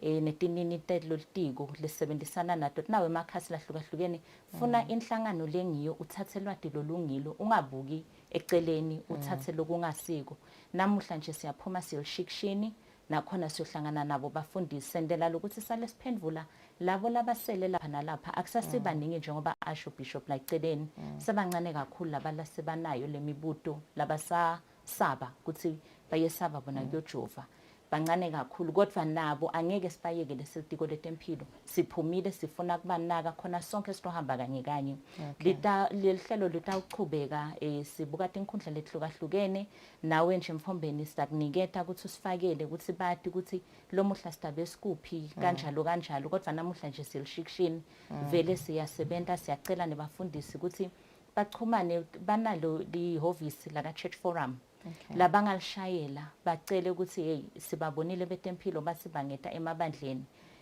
sesiyacela ukuthi nathi bavele kithi sitawutenda taba ukuthi sifinyelele khona. Alright, sibonga kakhulu ayanda nawe Bishop Mbukele sokutivele lapha umkhankaso uhamba kahle njengoba sebavedile umkhankaso ke lona wa Jova mzalwane wekukhuthatha bazalwane ukuthi nabo baphume ngetinkani bagomela umkhuhlane COVID-19 njengoba siseme ku 20.5% siphokophele kufika ku at least 60 noma 70% kutawuvuleka tinhlangothi letineka saselikhefu nasibuya sitabene tindzaba.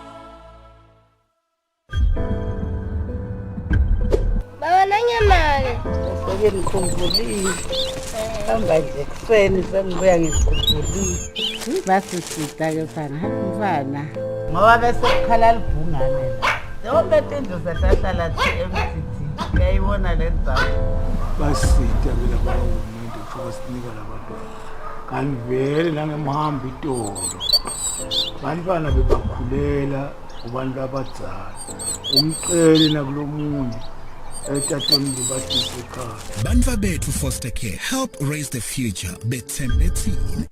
At FNB, we are committed to growing your business with you. Our agribusiness solutions are customized to your needs to give you access to input finance and asset-based finance. We share the dream to see you nurture the earth and feed Eswatini. Switch to FNB, the bank that is committed to enabling your growth.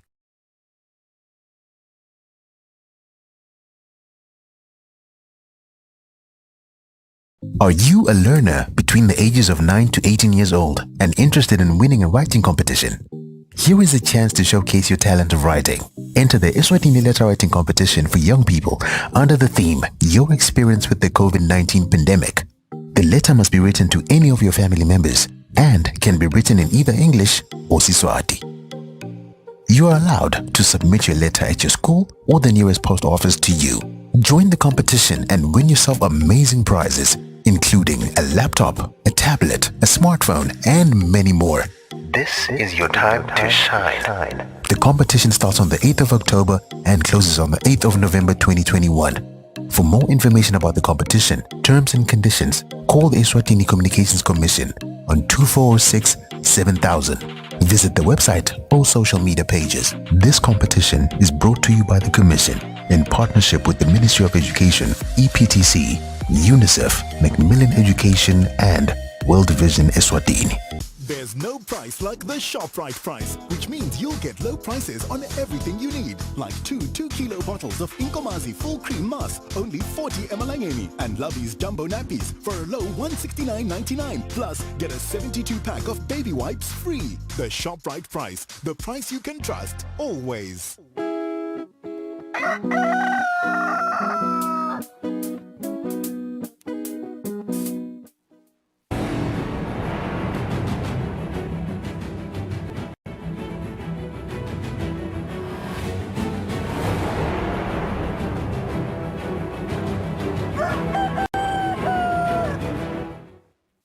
Asiphinde sinimukele ehlelweni Kusile Breakfast Show lesikhathi sitangwe 19 date futhi sibili. Silinkosi Mswati wesithathu sesibe enetingcoco nasihlalo wenhlangano yakaSadak Troika His Excellency Cyril Ramaphosa lobeka kuleli ukuthi awuvusela silo inkosi Mswati wesithathu nekuthi ngitsa tindzaba tekuthula kuphepha netekuvikela. Imbube yemhlaba yemukele emengameli yeMandvulo Grand Hall Galawuzitha.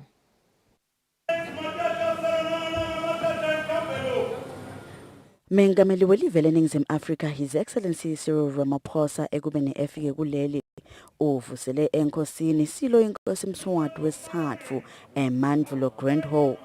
Mengameli ukuleli ungeluvakasho lolusemthethweni lokusebenza lapho atawukhulumisana nembubu yemhlaba etindzabeni tetepolitiki netekuphepha kuleswatini. Lolu vakasho lwamengameli lulandzela luvakasho lelibandla lebelithunywe nguye mangameli kule nyanga lephelile lebelikathe lihola nguJeffrey Hadebe lebekayindvuna yetemthetho eNingizimu Afrika. Hadebe abekathe alinxusa lamengameli kuleli kutawukhulumisa tindzaba tetekuvikela netekuphepha kanye netepolitiki eveni leSwatini. Imbube yemhlaba ibenetingxoxo namengameli kukhulumisa letindzaba. Kungumgomo nemsebenzi wenhlangano yeSadak Troika Organization kugcina kuthula nekuphepha kulesifundza kungako sihlalo walenhlangano akuleli kwatise ukuthi leSwatini libhekene nemisindvo lehambelana naloluhlangothi. Imbube yemhlaba itimisele ukuthi kube khona ukukhulumisana netingxoxo even leSwatini ngemuva kwemkhosi wencwala njengoba indvuna ike yamemetela ngaphambilini. Etindzabeni kubika Pholile Maziya, Anathabiso Dlamini, eMandvulo Grand Hall Galawuzitha. Seyibuyile kuleli ngemuva kokuthi ephethe luhambo lwayo lemave lamabili. Dlekazi ufikele esikhumuleni setindiza eKing Mswati the 3rd International Airport.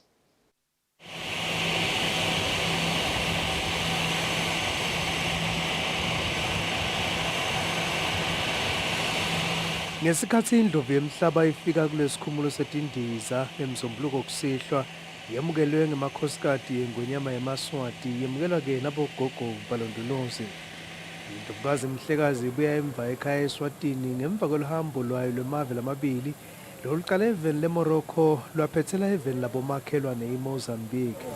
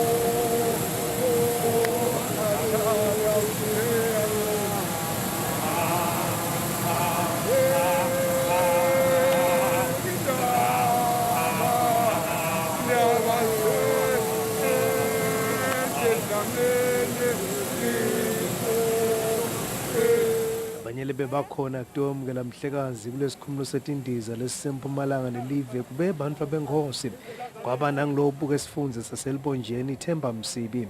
Kanti-ke liphini landvela nkulu Themba Masuku liholo tindvuna tembuso ekwemukeleni indlovu yemhlaba lebeneluhambo loluhle. Lubika kwendzabeni ngisandile Makhanya abikana Zweli Masuku eKing Mswati the 3rd International Airport. Uvulwe ngaloku semthethweni umhlangano wekulwa nokuguquguquka kwesimo selitulu iCOP26. Umhlangano wabaholi bemave emhlaba kanye nabohulumende ubukati indlela nemasu ekulwa nokuguquguquka kwesimo selitulu ubanjelwe edolobheni leGlasgow eveni leScotland. Ndvenankulu Cleopas Dlamini ungenele nomhlangano egameni lesilo semhlaba engwenyama inkosi Mswati wesithathu. Ndvenankulu Cleopas Dlamini lokuleli laseScotland kutomelela ingwenyama emhlanganweni wabaholi bemave kanye nabohulumende ungenele ukuvulwa ngalokusemthethweni kweCOP26. Angakangenele lo mhlangano ndvenankulu wemukelwe ngumlingani wakhe kuleli lemangisi Boris Johnson. Ngekhathi emhlanganweni isikhulumi sekucala kube nguye ndvenankulu wemangisi Boris Johnson.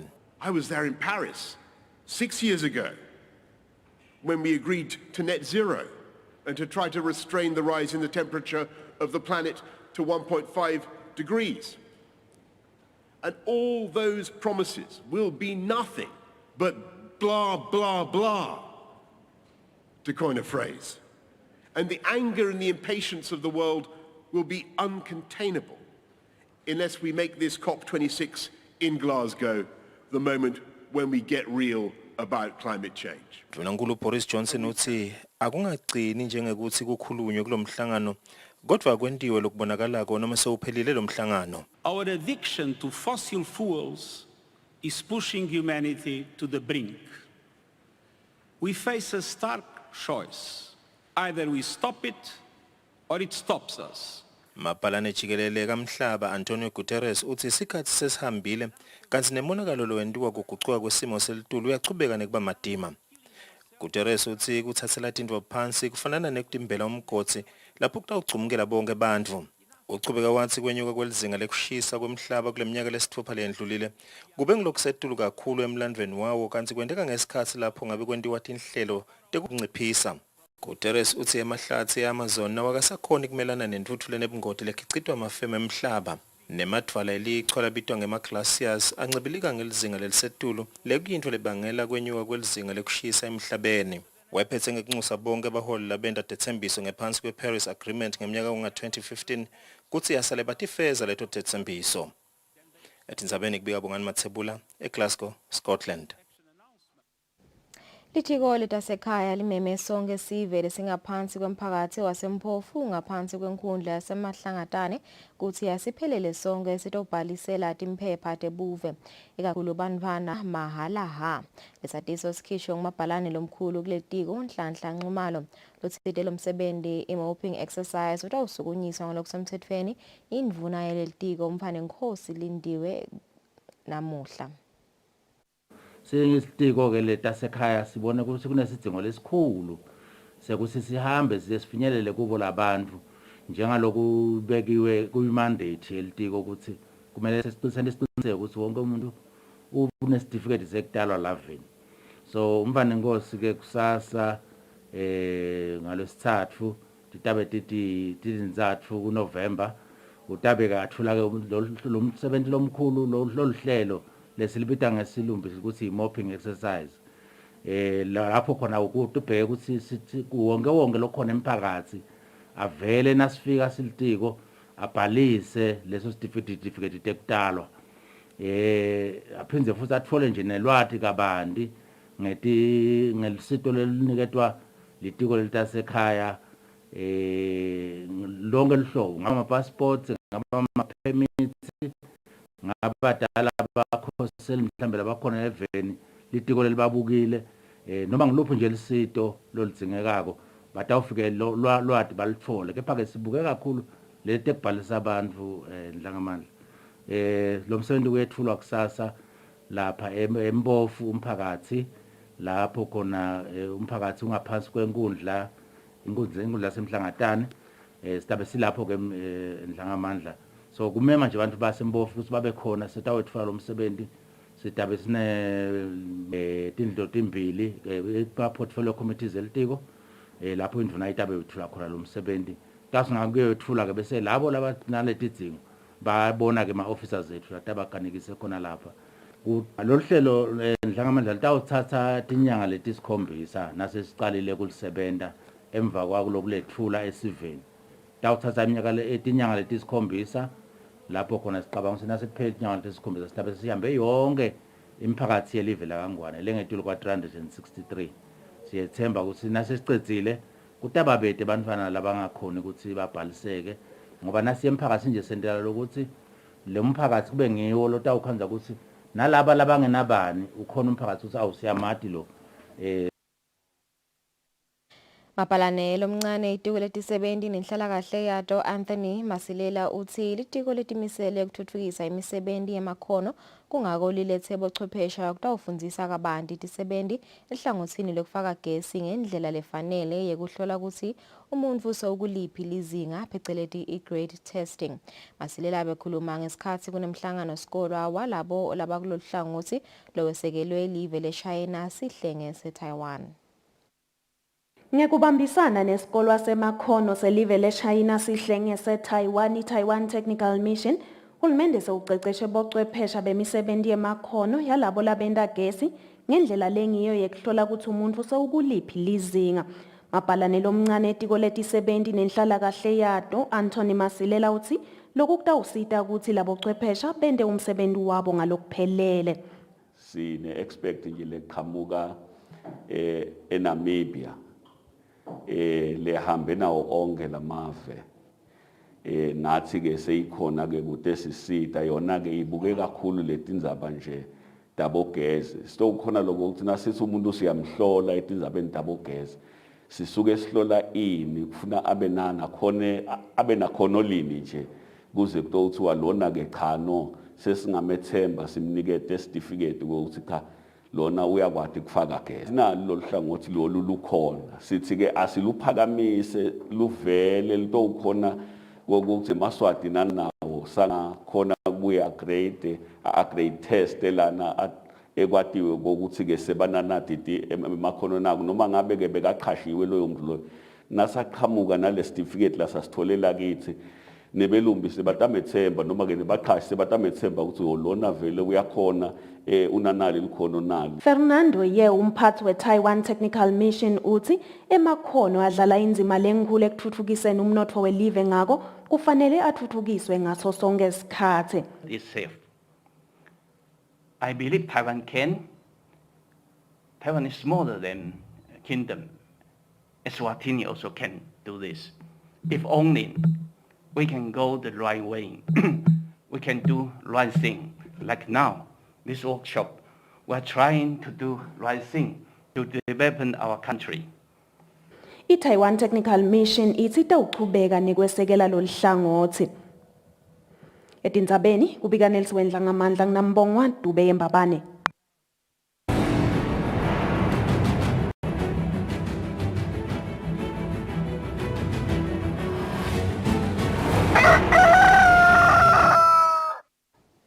Kutemidlalo, inhlangano lengamele umdlalo welibhola letinyawo kuleli ikhuthaza emacembu ladlala etikozini ukuthi yachubeke nekubhalisa abadlali labatawubasebentisa kule season ya 2021-2022. Ngokusho kwaMusi Hadebe lokuxhumanisa lenhlangano nesive emacembu akayekele kubhalisa ngelilanga lekugcina. Itifundza ihletwe kwesikhathi lesidze ngaphandle kwekudlala ngendzaba yemkhuhlane we-COVID-19. Nyalo kahulumende sebavumele ukuthi sebangabuyela abadlali. Inhlangano yebhola beyimemeteleke ukuthi itawubuya lemidlalo kule nyanga. Le nhlangano seyikhuthaza ke amacembu ukuthi angasabambelela achubeke nekubhalisa abadlali njengoba kuyavala kule nyanga lesetulu. Muzi Hadebe uchaza kabanti. Lifastelo lekubhalisela bona abadlali lifastelo lekucala kule season ya 2021-2022. Solo lokhu livuliwe njengoba lavula mhla ka-13 kuyo imbala 13 October. Liyawuze livalo ke phathizwe mhla ka-19 enyangeni lesetulu 19 November. Kwakhuthatha nje onke amacembu ladlala ngaphansi kwephiko layo Eswatini Football Association engathi ngesilungu organized football. Ekuthenini makalisebenzise leli thuba makasume letulu ahambe ayobhalisa labo badlali. Lokho sekuhle enyalo ngokuthi sekusetshenziswa bona ubuchwepheshe njengoba uyababhalisa abadlali bakho ulapho la ukhona khona noma usemahhovisini alicelo. Akusadingeki kumbe njengasemhleni noma njengayitolo lapho khona bedinga ukuthi ube uta emahhovisini endlule. Hadebe bese wandlulisa kubonga uhulumende kubavulela wakhuthaza wona amacembu ukuthi achubeke nekulandzelela imigomo yokuvikela lo mkhuhlane lebekwe nguye uhulumende. Lobikela umsakazo weSwatini TV kutemidlalo ngiphathizwe Msibi Embabane. Ngaleto temidlalo siyatiphetha tindzaba tetfu tesibili asatse likhefu nasibuya sitawukhulumisa tindzaba tesifo sashukela.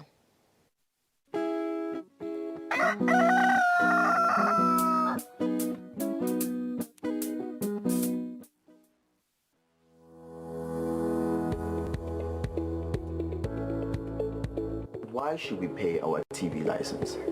The content on our local television is actually more up to date. The industry is enhanced. It is a criminal offense not to pay your TV license and attracts a fine of 500 emalangeni or 6 months imprisonment. And the industry is definitely blooming, ladies and gentlemen. So that's what we have for you. But we'll be right back just after the break and we'll give you more of Miss V. Pay my TV license. That's why I can enjoy the benefits of an enhanced industry and keep track with recent transformation. Mommy, who pays for a TV license and what are they paying for? The owners of TV set and a gadget with a tuner like DVD set have to pay. Pay your TV license at NetBank with the details provided on screen. Or use your cell phone via the mobile money pay. You could also visit your nearest post office and pay there. Pay your TV license via Eswatini Mobile Imali. Any TV device retailer can purchase a license to trade. Pay your TV license and enhance the industry. I do the most. Watch local TV on the go with the Eswatini TV app for only 20 emalangeni per month. The most with Eswatini TV app. Download from Google Play Store or App Store. We're good together. Everywhere you go, MTN.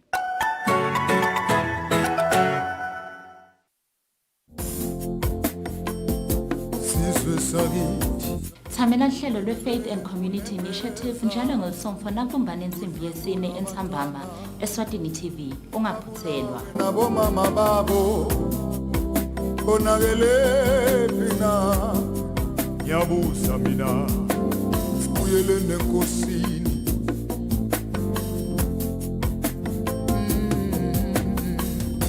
baba ngiyabuza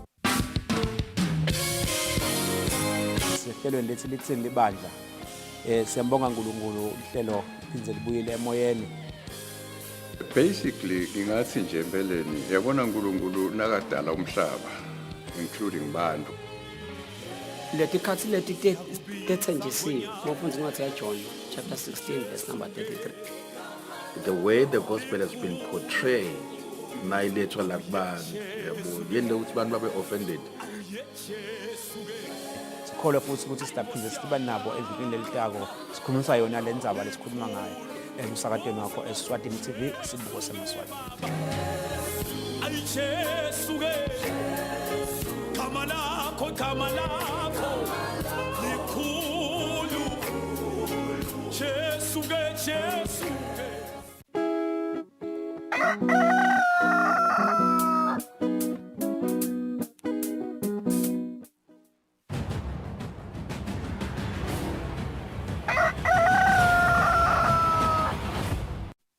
Mbukela siphinde sikumukele ehlelweni Kusile Breakfast Show njengoba utakhumbula ukuthi umhlaba wonke kuba inyanga yesifo sashukela kulena nyanga ke kukuthathwa noma kufundisa sive kabanti ngaso sifo sashukela idiabetes njengoba singilesinye sifo lesiyingodi njengoba siyabulalana noma ngabe ungakathathi inyathelo letifanele ungakasheshe watihlola ukuthi unaso yini sifo kanti ke kunemkhankaso lapha laba ucubako benhlangano Eswatini Diabetes Organization babambisene nesibhedlela seGood Shepherd sekuhlola nje nokucwaninga abantu labanaso lesifo noma mhlambe labo labede kubahlola ukuthi banaso yini lesifo lo nyaka lo mkhankaso ugujwa ngaphansi kwesicubulo lesithi access to diabetes care cela ngamsengivele nginaye lapha Bathemnkosi Dube lesuka khona Eswatini Diabetes kanye na Robert Rogers losuka esibhedlela eGood Shepherd. Good morning and welcome to the show. Sibonga kakhulu kuba nathi lamhla ekseni. Kumbe ngacala ngawo nje Themnkosi just kusichazela nje bomcoka bekuthola lwadi ngesifo sashukela ngento ukuthi siyinkinga kakhulu kade inyalo nje tikhathini tabo COVID lokuthi bamfu labashiya kakhulu emhlabeni imibiko yaveda lokuthi bantu labasuke banesifo sashukela kumcwanga nanje ukuthi vele sifundziseke ngesifo sashukela diabetes. Ngiyabonga kakhulu lolu. Kumcwa kakhulu ukuthi sive sifunze ngesifo sashukela. Nyalo kakhulu nje sekukhi kulesikhathi sa COVID lokuthi sive satika abantu ngesifo sashukela sibe aware bese sithatha inyathelo ukuthi sivikele lesifo sashukela to prevent wona lama deaths leso wa reportile ukuthi balwa ukuthi maningi labantu abaphila nesifo sashukela lokunye ngilokuthi kuyasita nje nalo ukuthi bantu labaningi badzinge nje ukufunza nge-healthy living nje ukuthi abantu asebaphile kahle banake impilo yabo singatofika la esesikhuluma ngendzaba daboshukela nje kufuneka sikuprevent lekucaleni sisasaphila healthy singathathi for granted our lives. Okay. Njengoba sicubule sisho ukuthi access to diabetes care engabe vele mhlambe siyakhona yini kukwenda lokuthi nela Eswatini bantu banayo yini vele le access bayakhona yini lusito lifuda yini vele labafisa kwadinga so sifo mhlambe nalabo labalashelwa sifo sashukela. I would say sisive siya ikakhulu uhulumende uyazama nyalo kundatitaba nekuthatha tinyathelo ukuthi balethe lama diabetes services to the people before bokhanza ukuthi accessible kuma main hospitals the big hospitals around the country but seba kube khona nelihlelo nje lokuzama ku decentralize NCD care to even ema health centers lase kuma communities. Yes, so singasho nje ukuthi kona le progress ikhona even though singasho ukuthi isese bit slow but it is there lo sibonga nje lokuthi uhulumende ukhonile lokuthi bese uyathatha letho tinyathelo leto. Yes, and also when it comes to the access yes solo akasisekhona ama issues that people living with diabetes are facing, especially access to medicines. Labaningi basafacea ama-challenges whereby they would need to go to pharmacies to actually buy their meds because akasiwo available le etibhedlela. So ngasho nje ukuthi the biggest issue right now in terms of le access to diabetes care in itibhedlela tethu nema-clinics ethu kakhulu le availability of the medication for laba labaphila nesifo sashukela. And I would say another thing would be access to the additional care because kuyolanza ama-medicines kuphela is not enough for people living with diabetes. They still need to get the other information they need to say, okay, how do I take my medications and what should I eat with those medications? When the medications are very effective, and also what are the lifestyle changes that they need to take kuze bakhone ukuthi bahandlishe and ba-manage their condition. I feel kusadzingeka le ngathi overall care ingabi nje just kuthi ngiyesibhedlela kuyo-check-a ukuthi ishukela wami unjani and then ngithole medication bese sengiyahamba. Yes. So as you've mentioned that there's a gap in accessing a medication.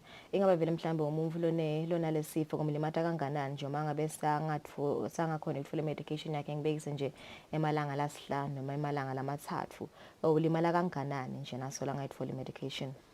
Ulimala kakhulu because once someone especially naka diagnosed with type 2 diabetes vele sekufuneka aphile ngale medication. So if kutaba nemalanga la khona angayitholi le medication, what will happen is utawuhluleka loku controller lama blood sugar levels akhe in time and ukhanze ukuthi so tati khanze sekawelela kulama complications ke that come with the sifo sashukela. Yes. Okay, maybe Robert, if I may come to you. Why is it important that, especially particularly older people, that they do medical checkups, especially for diabetes? Yeah. So the problem with diabetes, as Temikosi said, is it's those bursts of sugar in the bloodstream that cause the damage to the body. That happens in most of the organs of the body. So you at increased risk of stroke. You get damage to your gums, so your teeth can be damaged. Kidneys, teeth, yeah. Yes. Yep. Okay. Kidneys, but the project that we're working on is looking particularly at the eyes and the feet and the damage that occurs to those because of those high peaks in blood sugar. But not only is it about looking for that damage, it's exactly as Temikosi was saying, that we need to give people the education and the understanding of all of the lifestyle that sits around that, because for people that haven't got diabetes, in large numbers, it could be preventable with good lifestyle. And for those people that have got diabetes, it's even more important that they have a good lifestyle, that their diet is good, they take some exercise, they moderate how much alcohol they drink, and they stop smoking. That sounds easy when you say it like that, and I'm just as guilty as everybody else for struggling to do it. But it's really important for people with diabetes to try and do what they can with that, because that's the biggest thing that they can do alongside taking their medication to manage their disease. And that will have a bigger effect than anything else on what's happening. All right. I know that diabetes is mostly common in elderly people. That is what we know. But does it also affect younger children? And what are the symptoms to look out for? So there's three forms of diabetes really. There's type 1 diabetes that people can have from birth, but often shows early in childhood. That's the sort of classic thirsty all the time, going to the toilet all the time, all those sorts of symptoms that people will have heard of around diabetes. Going up in age, probably the second group then is the ladies that develop diabetes during pregnancy. And for them, it's really important that that's recognised, because that will affect the birth weight of their child. but also they can develop the complications of diabetes whilst they're pregnant, and they progress very rapidly during pregnancy. So it's not unknown that somebody can develop diabetes and go blind in the course of their pregnancy. So it is important that they get the screening and make sure that their diabetes is being managed.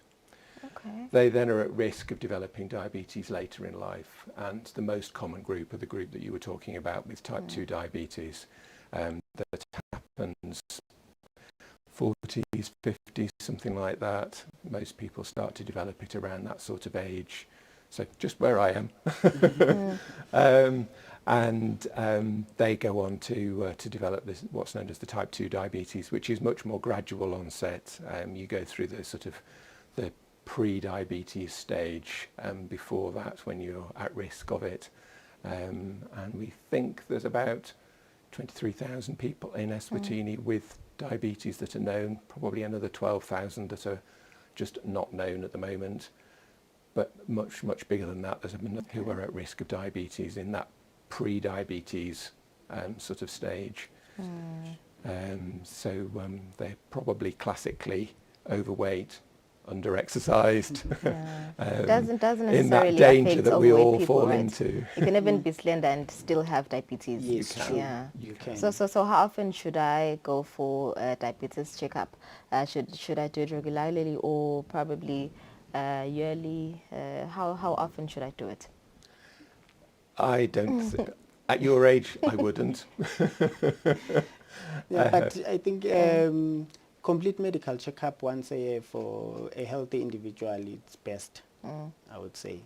Check everything. Yeah. Like we have not just diabetes, we also have other non-communicable diseases like cancers and the renal diseases, and you'll find that some of these things would slowly or gradually develop over time. That's why you will find yourself being diagnosed at the age of 40, but the problem started maybe when you were 20.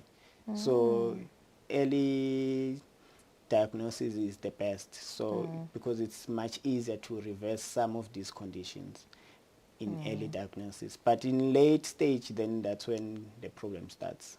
So that's why it's key. At least once a year you do a full medical checkup. It will save your life. All right. Because kunanaba laba bese baba in denial nasebathole ukuthi bane diabetes ngaloko ukuthi kune ditindzaba ukuthi tabe sebajujwe emilende, as Robert said ukuthi others go blind. Kune titori leto labativako ukuthi ish sene diabetes nami sebathi ngijuba umlende sengida ngeke ngisabone emehlweni. How do you deal with those people? Do you offer them counseling? Nini basita kanjani vele ukuthi ba overcome and bakhona ukuthi banathe medication kodwa batawuphila isikhathi lesithe? Oh yes, true. Vele baningi bantfu laba na that fear ngalesifo sashukela. You know, sekunengilesi lasebakuvile ngaso ekakhulu nje labakufearisha kakhulu ngendzaba yokujujwa imilende tinfethi kanjalo. Yes. So ukhanza ukuthi nabathola le diagnosis with the lack of the extra care, like the counseling, because people labane sifo sashukela, they also need counseling. Yes, so that but to understand better the condition. Good to know it's not a death sentence. We have an example, the director of Diabetes Eswatini, the organization I'm with, has been living for over 20 years with the condition. So you can actually live for even to 30, 40 years with the condition. As long as you take your medication As long as you right. take your medication right, as long as you put your lifestyle in check, you know. So what we usually do, to those who have access to us, or those that are able to get our contacts or are able to come to us, we do offer them a lot of counseling to say, okay, now that you say you have this condition, these are the steps you can take, this is what you can do to actually manage your condition. For instance, how do you then change your lifestyle? How do you start eating? You know, what foods should you eat to help manage your condition, so that you may find yourself having blood sugar levels that are almost equal to someone who doesn't even have diabetes, you know, due to good lifestyle changes, and also sometimes people don't even need their lifestyle change actually. Okay. Just that you need to advise them and say, no, this is just I would call it a minor glitch in your life. Yes, you will have to take medication on a daily basis, but if you do take your medication constantly and regular times every day, and then follow the steps that we then encourage you to follow, do some exercise at least 3 times a day, 3 times a week. 3 times a week. 3 times a week at least. Okay. 30 minutes. Yes, each exercise can take 30 minutes, and you can exercise anyhow. You don't really need to go jogging to say you are exercising. You can even take a walk. You can even take a walk. Some people even do yoga. Some people even do aerobics. So even some of the house chores and homely work, like going to the fields, plowing the fields, those things are also part of exercising, you know. So that's one of the things we actually encourage people to do to actually help manage their condition. Okay. But we really advise them not to stop taking their medications because they are key to helping them better manage their blood sugar.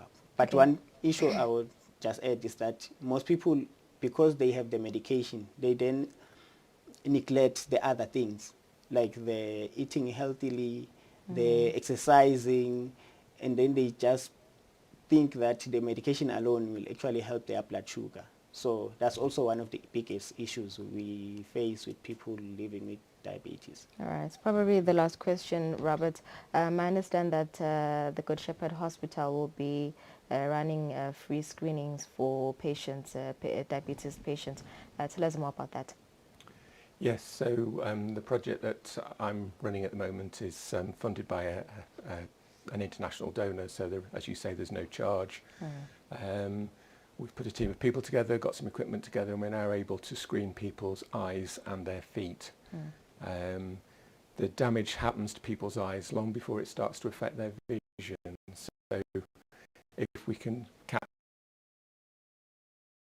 they can get treatment for that, which will stop that progression of that the damage to their eye. They still need to carry on with their medication, their lifestyle, etc. But we can do a lot to help that. So are you offering the service only at Good Shepherd, or? So the service is available at the Good Shepherd on Wednesdays and Fridays. Anybody can just walk in. It's also available at St Teresa's Clinic in Manzini on a Friday. We are just working with RFM on their NCD clinic days shortly, and we are just talking to the government hospital about setting something up there in the hopes that we'll get something going before Christmas at the government hospital. Okay, well, thank you so much, guys, for joining us today. Really, so tivele sikhuluma lapha tindzaba tesifo sashukela kubalekile ukuthi uyende leyo medical check-up at least njalo njengeminyaka uhlole konke, uhlole isimo sakho sempilo ukuthi ingabe sinjani. Saselkhefu nasibuya sizabe sikhulumisana nebaka NDMA.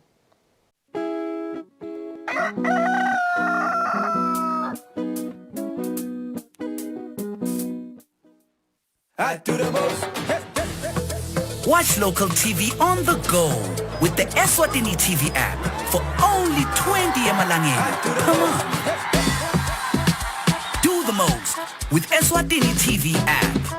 Download from Google Play Store or App Store. We're good together. Everywhere you go, MTN.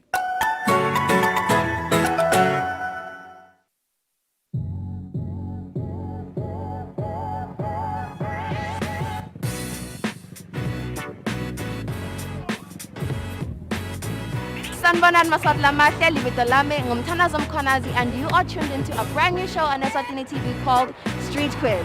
Street Quiz is a show that is aimed at finding out just how well you know your beautiful country and just how well you travel. Now, the beautiful part about it, and that is my favorite part as well, is you get to win a special prize. Now, that could just be money or a little something extra. As for me and my team, we Danibona every week from here, just as long as you tune in and now want to start doing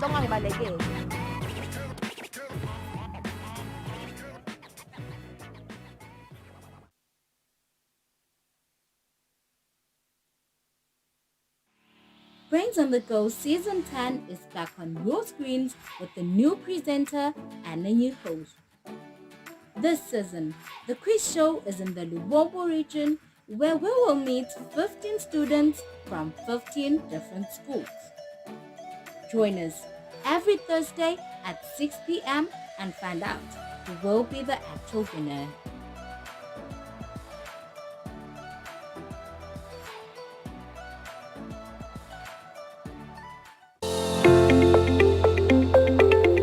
Hello everyone. Thank you for tuning in on Eswatini TV on another fantastic and insightful episode of Dream It, Achieve It, brought to you by myself, your new host, Nomalungelo Tilu Jele. Dream It, Achieve It is a program that encourages entrepreneurship skills for creative, unique business ideas that foster a proactive and independent youth. Be sure not to miss our Season 3 under the theme Youth Empowerment every Saturday at 10 a.m. on Eswatini TV.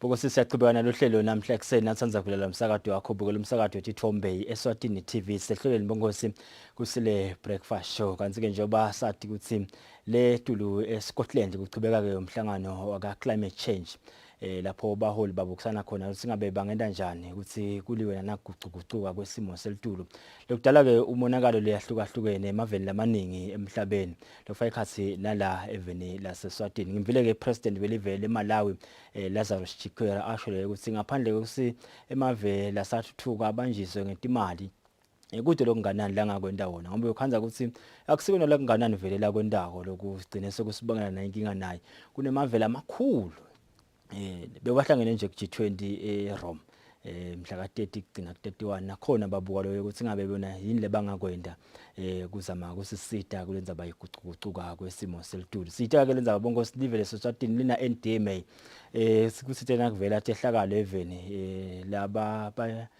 babazadlana kunathi laba bayamati cyclone Demonya sive nje basicocela ngayo sinesathi cyclone Eloise ngathi ekhona indomuyele ngemkhohlwako lapha kepha ke tibe khona netomiso letibonakele 2015 2016 eveni kube seke sekuthulwa nalo uhlaka labo nkosi tropical cyclone readiness plan le kusisita nje ebhaka utasichazela babemzileni bana wandile mavusela baqhamuka khona ka indime babemzileni ngikuvusele ngwambo lehlelo namhla ekseni siyavusela Makwabane sivusela kakhulu naseziveni.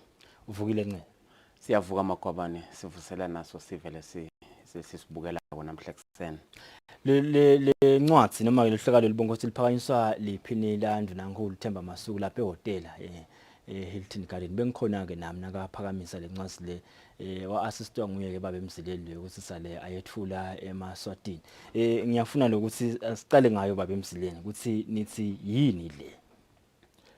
Siyabonga Makwabane siyabonga nakuye umlaleli lesingakuveta ukuthi livela kangwane endleleni leliphunga ngayo tehlakalo nyalo selithethe na indlela lensha lesekukhulunywa ngayo umhlaba wonke lekwe ukuthi kufanele ukuthi sicinise inhlelo dekulungela konke lesesikwadi ukuthi kuyavama ukuthi kusihluphe evenda kangwane ke sitholile lokuthi letiphepho letinemandla lethambisana netimvula letinengi lekuthiwa ngema-tropical cyclones leticala ekhatselwandle setisivamile and tiyakhuphuka minyaka yonke kusukela nga-1984 nyalo nje sibuka lokuthi every season noma ngaso sonke isikhathi la khona timvula kumele ukuthi sitigatse ngekusitwa iEswatini Meteorological Service ukuthi sicwaningele sikathile vele ukuthi njalo ngabo January kuya ku March sibhekane nato letimo lesitibita ngekuthi ngema tropical cyclones. So ke hulumende ke asithumile ngekwemthetho sibeseke sesiyahlala siyi National Disaster Management Agency ngoba umsebenzi wethu nje ku coordinate inhlelo deliver lekuthi siphunge kahle tehlakala. sihlangene ke namhlabuhlangene sahlangana netinhlangothi letiningi tahulumende because asiwendi lo msebenzi siwende letinhlangothi letitsite tahulumende ke chathine siyachumanisa lokuthi akube khona lokwendakalako kube ngito letiletakha lama plan lesibese ke siyawahlanganisa ke sekuphuma le tropical readiness plan kusho ukuthi le tropical readiness plan ifake ekhathina kulesikubita ukuthi ngema minimum preparedness actions kusho ukuthi idinto lekutawufuneka ukuthi sitende kuze silungele kahle ekuthenini nangabe lesimo sesithuke siyabonakala noma siyatholakala even la kangwane sikhone lokuthi sisite kahle sive sibuyele esigabeni lesingiso kwekuthi umnotho nema social systems afunctione kahle nemvelo futhi kanjalo la khona ithikamedeke khona sikhone kwekuthi siyibuyisele esimeni lesikubita ngekuthi i-rehabilitation keja lesingakuveta ke lokukhulu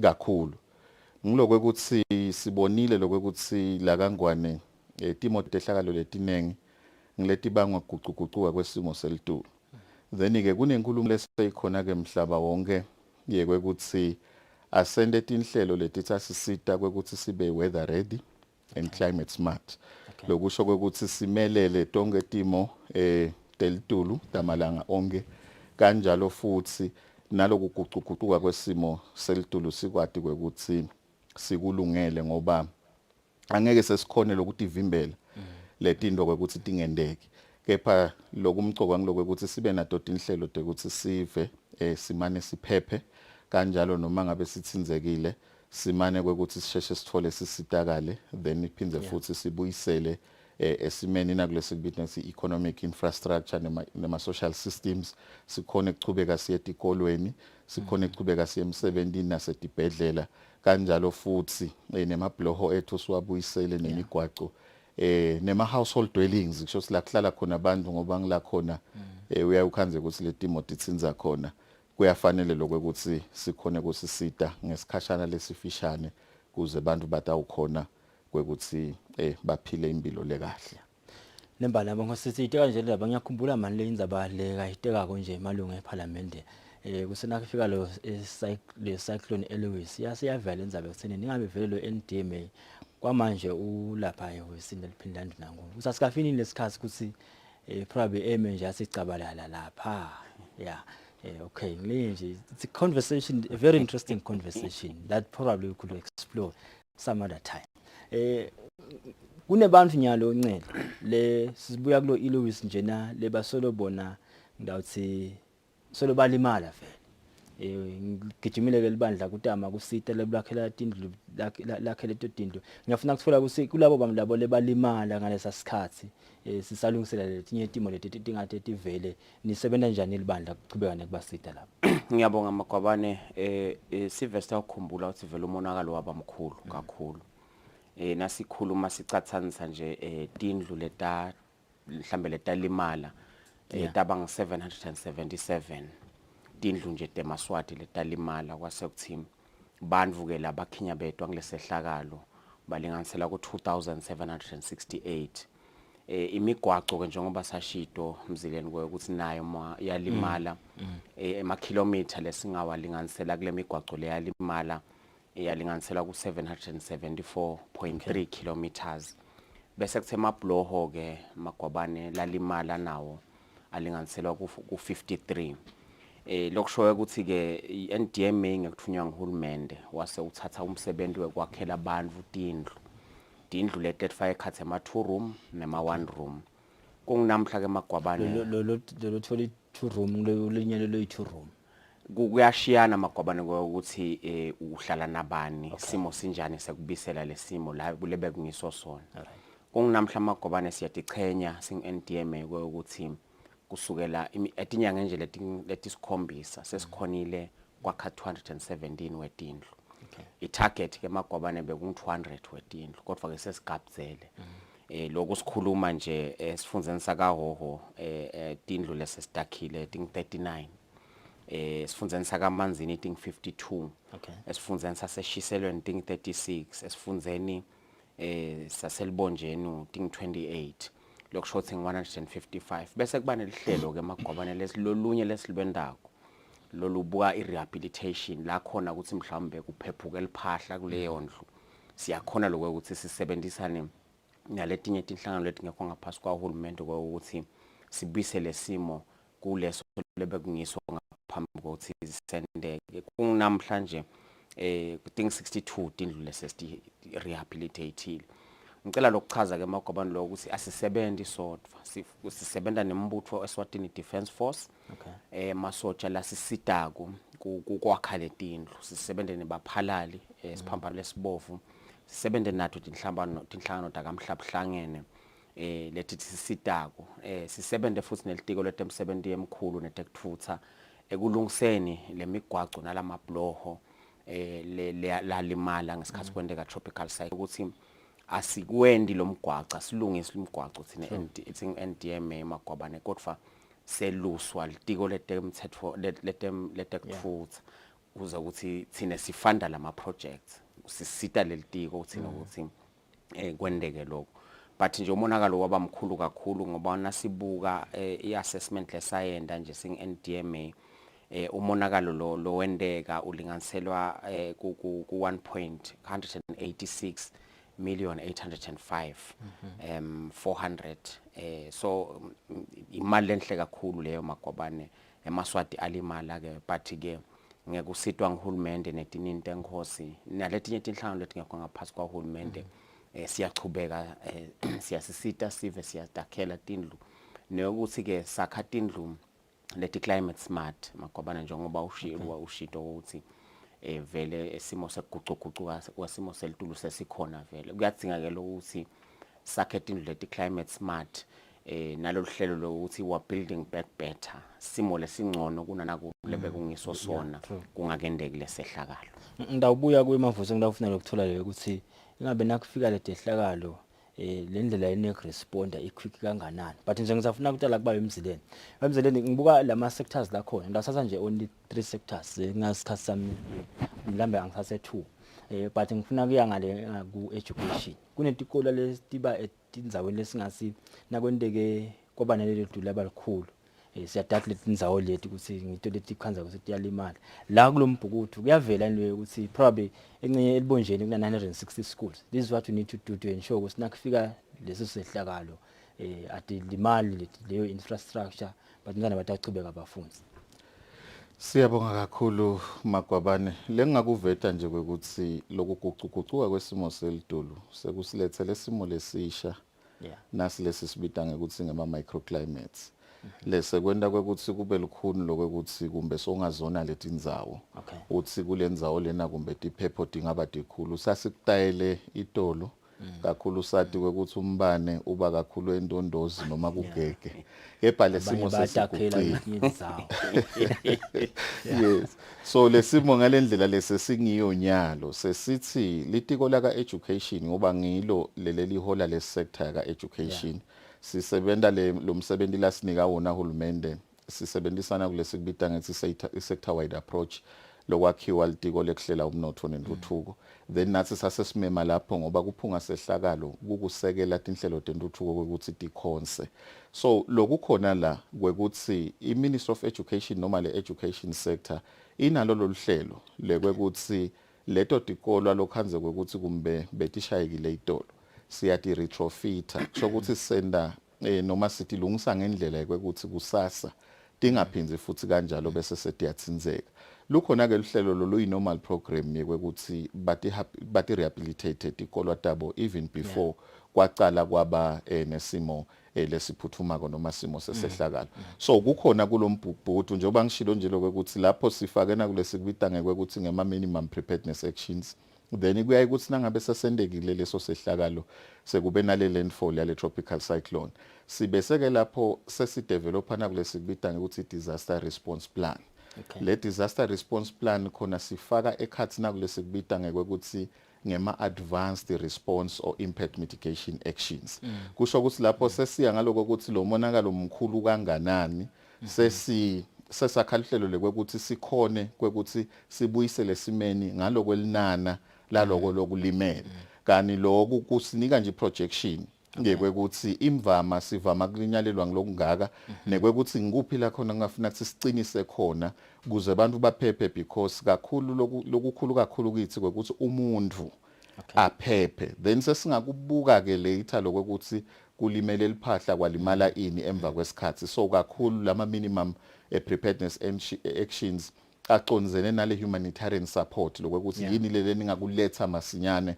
nangabe umuntu asahanjelwe liphahla mnikeni ilithende nilethe manje nimakhela umthoyi kungaba kubekisa kwekuthi akhona ukudikhulula nisamsita lokuthi nibuyisele loluphahla lwakhe esimene so lolu hlelo nje lume kanjalo sitawucela ukuthi sive vele sinake lokuthi emva kwaloko ukuthi nangabe sekwendeke lesimo stabe sefuthi sisebenzisa lona lo hlelo kubuka ukuthi ngikuphi lesingakungeda asengibekise nje lokuthi ukhanza leti idzingo setiyakhula than Atlantic project lela ngoba leti lesibekise ngato la ngiloku lesivame ukukuthola njengoba ngishilo ke ngathi climate change namhla besine tropical cyclone Eloise utawukhanza kusasa kunalenye tropical cyclone le worse than lena lesi sadila nayo nyalo lokunye umbumbu bekangakuveta ngilokwe ukuthi Sine silivela kangwane from 1984 iEswatini Meteorological Services isicondzisile lokuthi asizange sesibe nanaku lesikubita ngekuthi i-direct onset kusho ukuthi asizange lesimo sema-tropical cyclone sesichamuke siconze even sivama nje kuthola loluphiko lwaso but uyawubona ukuthi umonakalo ubanganani nalungaqonza vele nalungaconza yes kungaba kubi kakhulu kungako ke nakulolu plan lesilakhile la sendena kulesikubita ngekuthi ngema scenarios ishothi sibe nekubuka ukuthi nangabe lesimo singaba sibi kangaka noma sibe ngconywana kunana kulesikubita ngekuthi best case the medium case and worst case scenario planning so sibukeke lo medium case sabuka nalo worst case wethu ngilokwe asekwendeke vele a direct onset live lingakhona kwekuthi lisinzise abantu kanjani nekwekuthi libuyisele simo esimeni kanjani so lokwegcina lengakuveta kwekuthi nale plan lethu silikhostile salikhosta sasebenzisa naku lekuthiwa i-dollar value funding requirement imali ndayisasala imali letigcwele lana nje titawubuya leti mali singaqinisekisa isiveni njengoba bengisho nje lokuthi sinale dollar value funding requirement siphinze futhi sibe nalo lelangeni value funding requirement ichothi lesiyasikwende sibe sesigucula leli dollar silibuyisela ngenini silandzela i-rate yekunjinja yangaleso sikhathi leti mali leti bakangwane atichamuke kuhulumende kuphela nanyalo nje sikuna COVID-19 kunana kulesikubita ngekuthi ngema humanitarian partners leti inhlangothi takamhlabuhlangene ema international NGOs ema national NGOs kanjalo nana kulesikubita ngema community based organizations nema donors nje like i private sector nayo le contribute kakhulu nalabanye ke labangema donors lesibabita ngekuthi ngema philanthropic agencies labo labasita nje kuphalala like Bokesh Foundation yize kude lokuthite labakwenda in terms of humanitarian work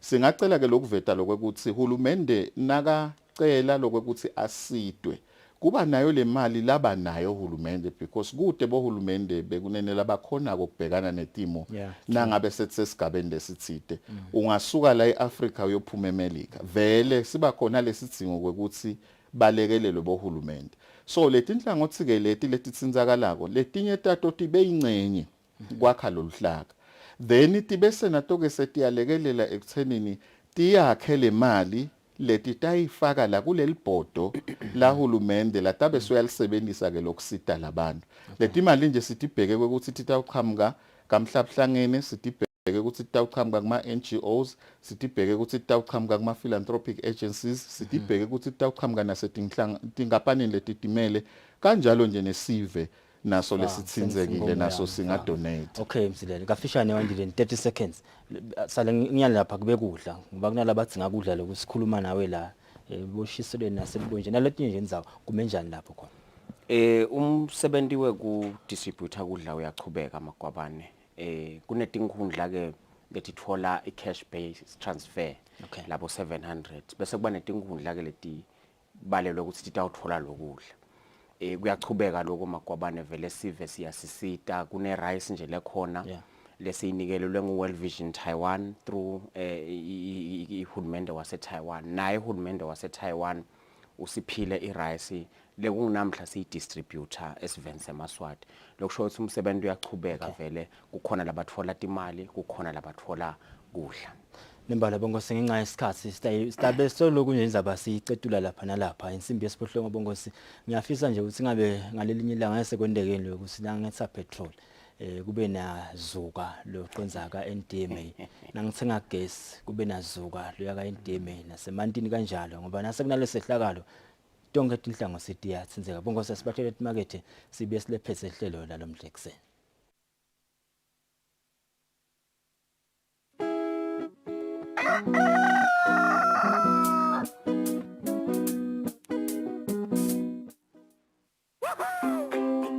Pay your TV license quickly and easily with MTN Momo. Simply dial *007 *3# and select option 8 for TV license. Enter your national ID number as your reference and the amount you wish to pay. Then enter your PIN to confirm your payment. Once your payment has been made, you'll receive a confirmation SMS of your payment. If you're a first-time payer, you get another SMS for your TV license. So legalize your entertainment from the comfort of your home. Pay your TV license the easy and convenient way with MTN Momo. Everywhere you go, MTN.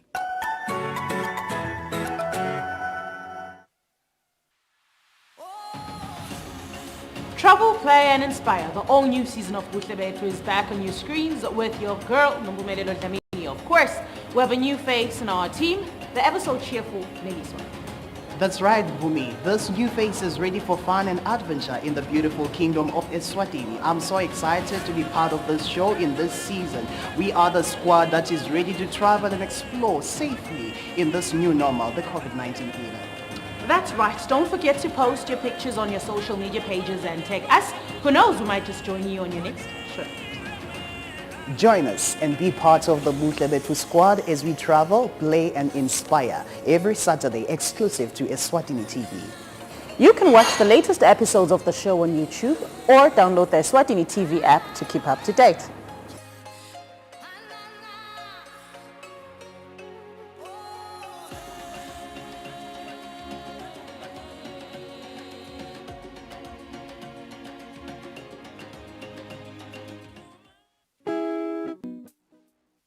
Well, it's 10 minutes after 8 o'clock. Sibonga kakhulu kuhlasana nathi kusukela ngayo insimbi yesithupha.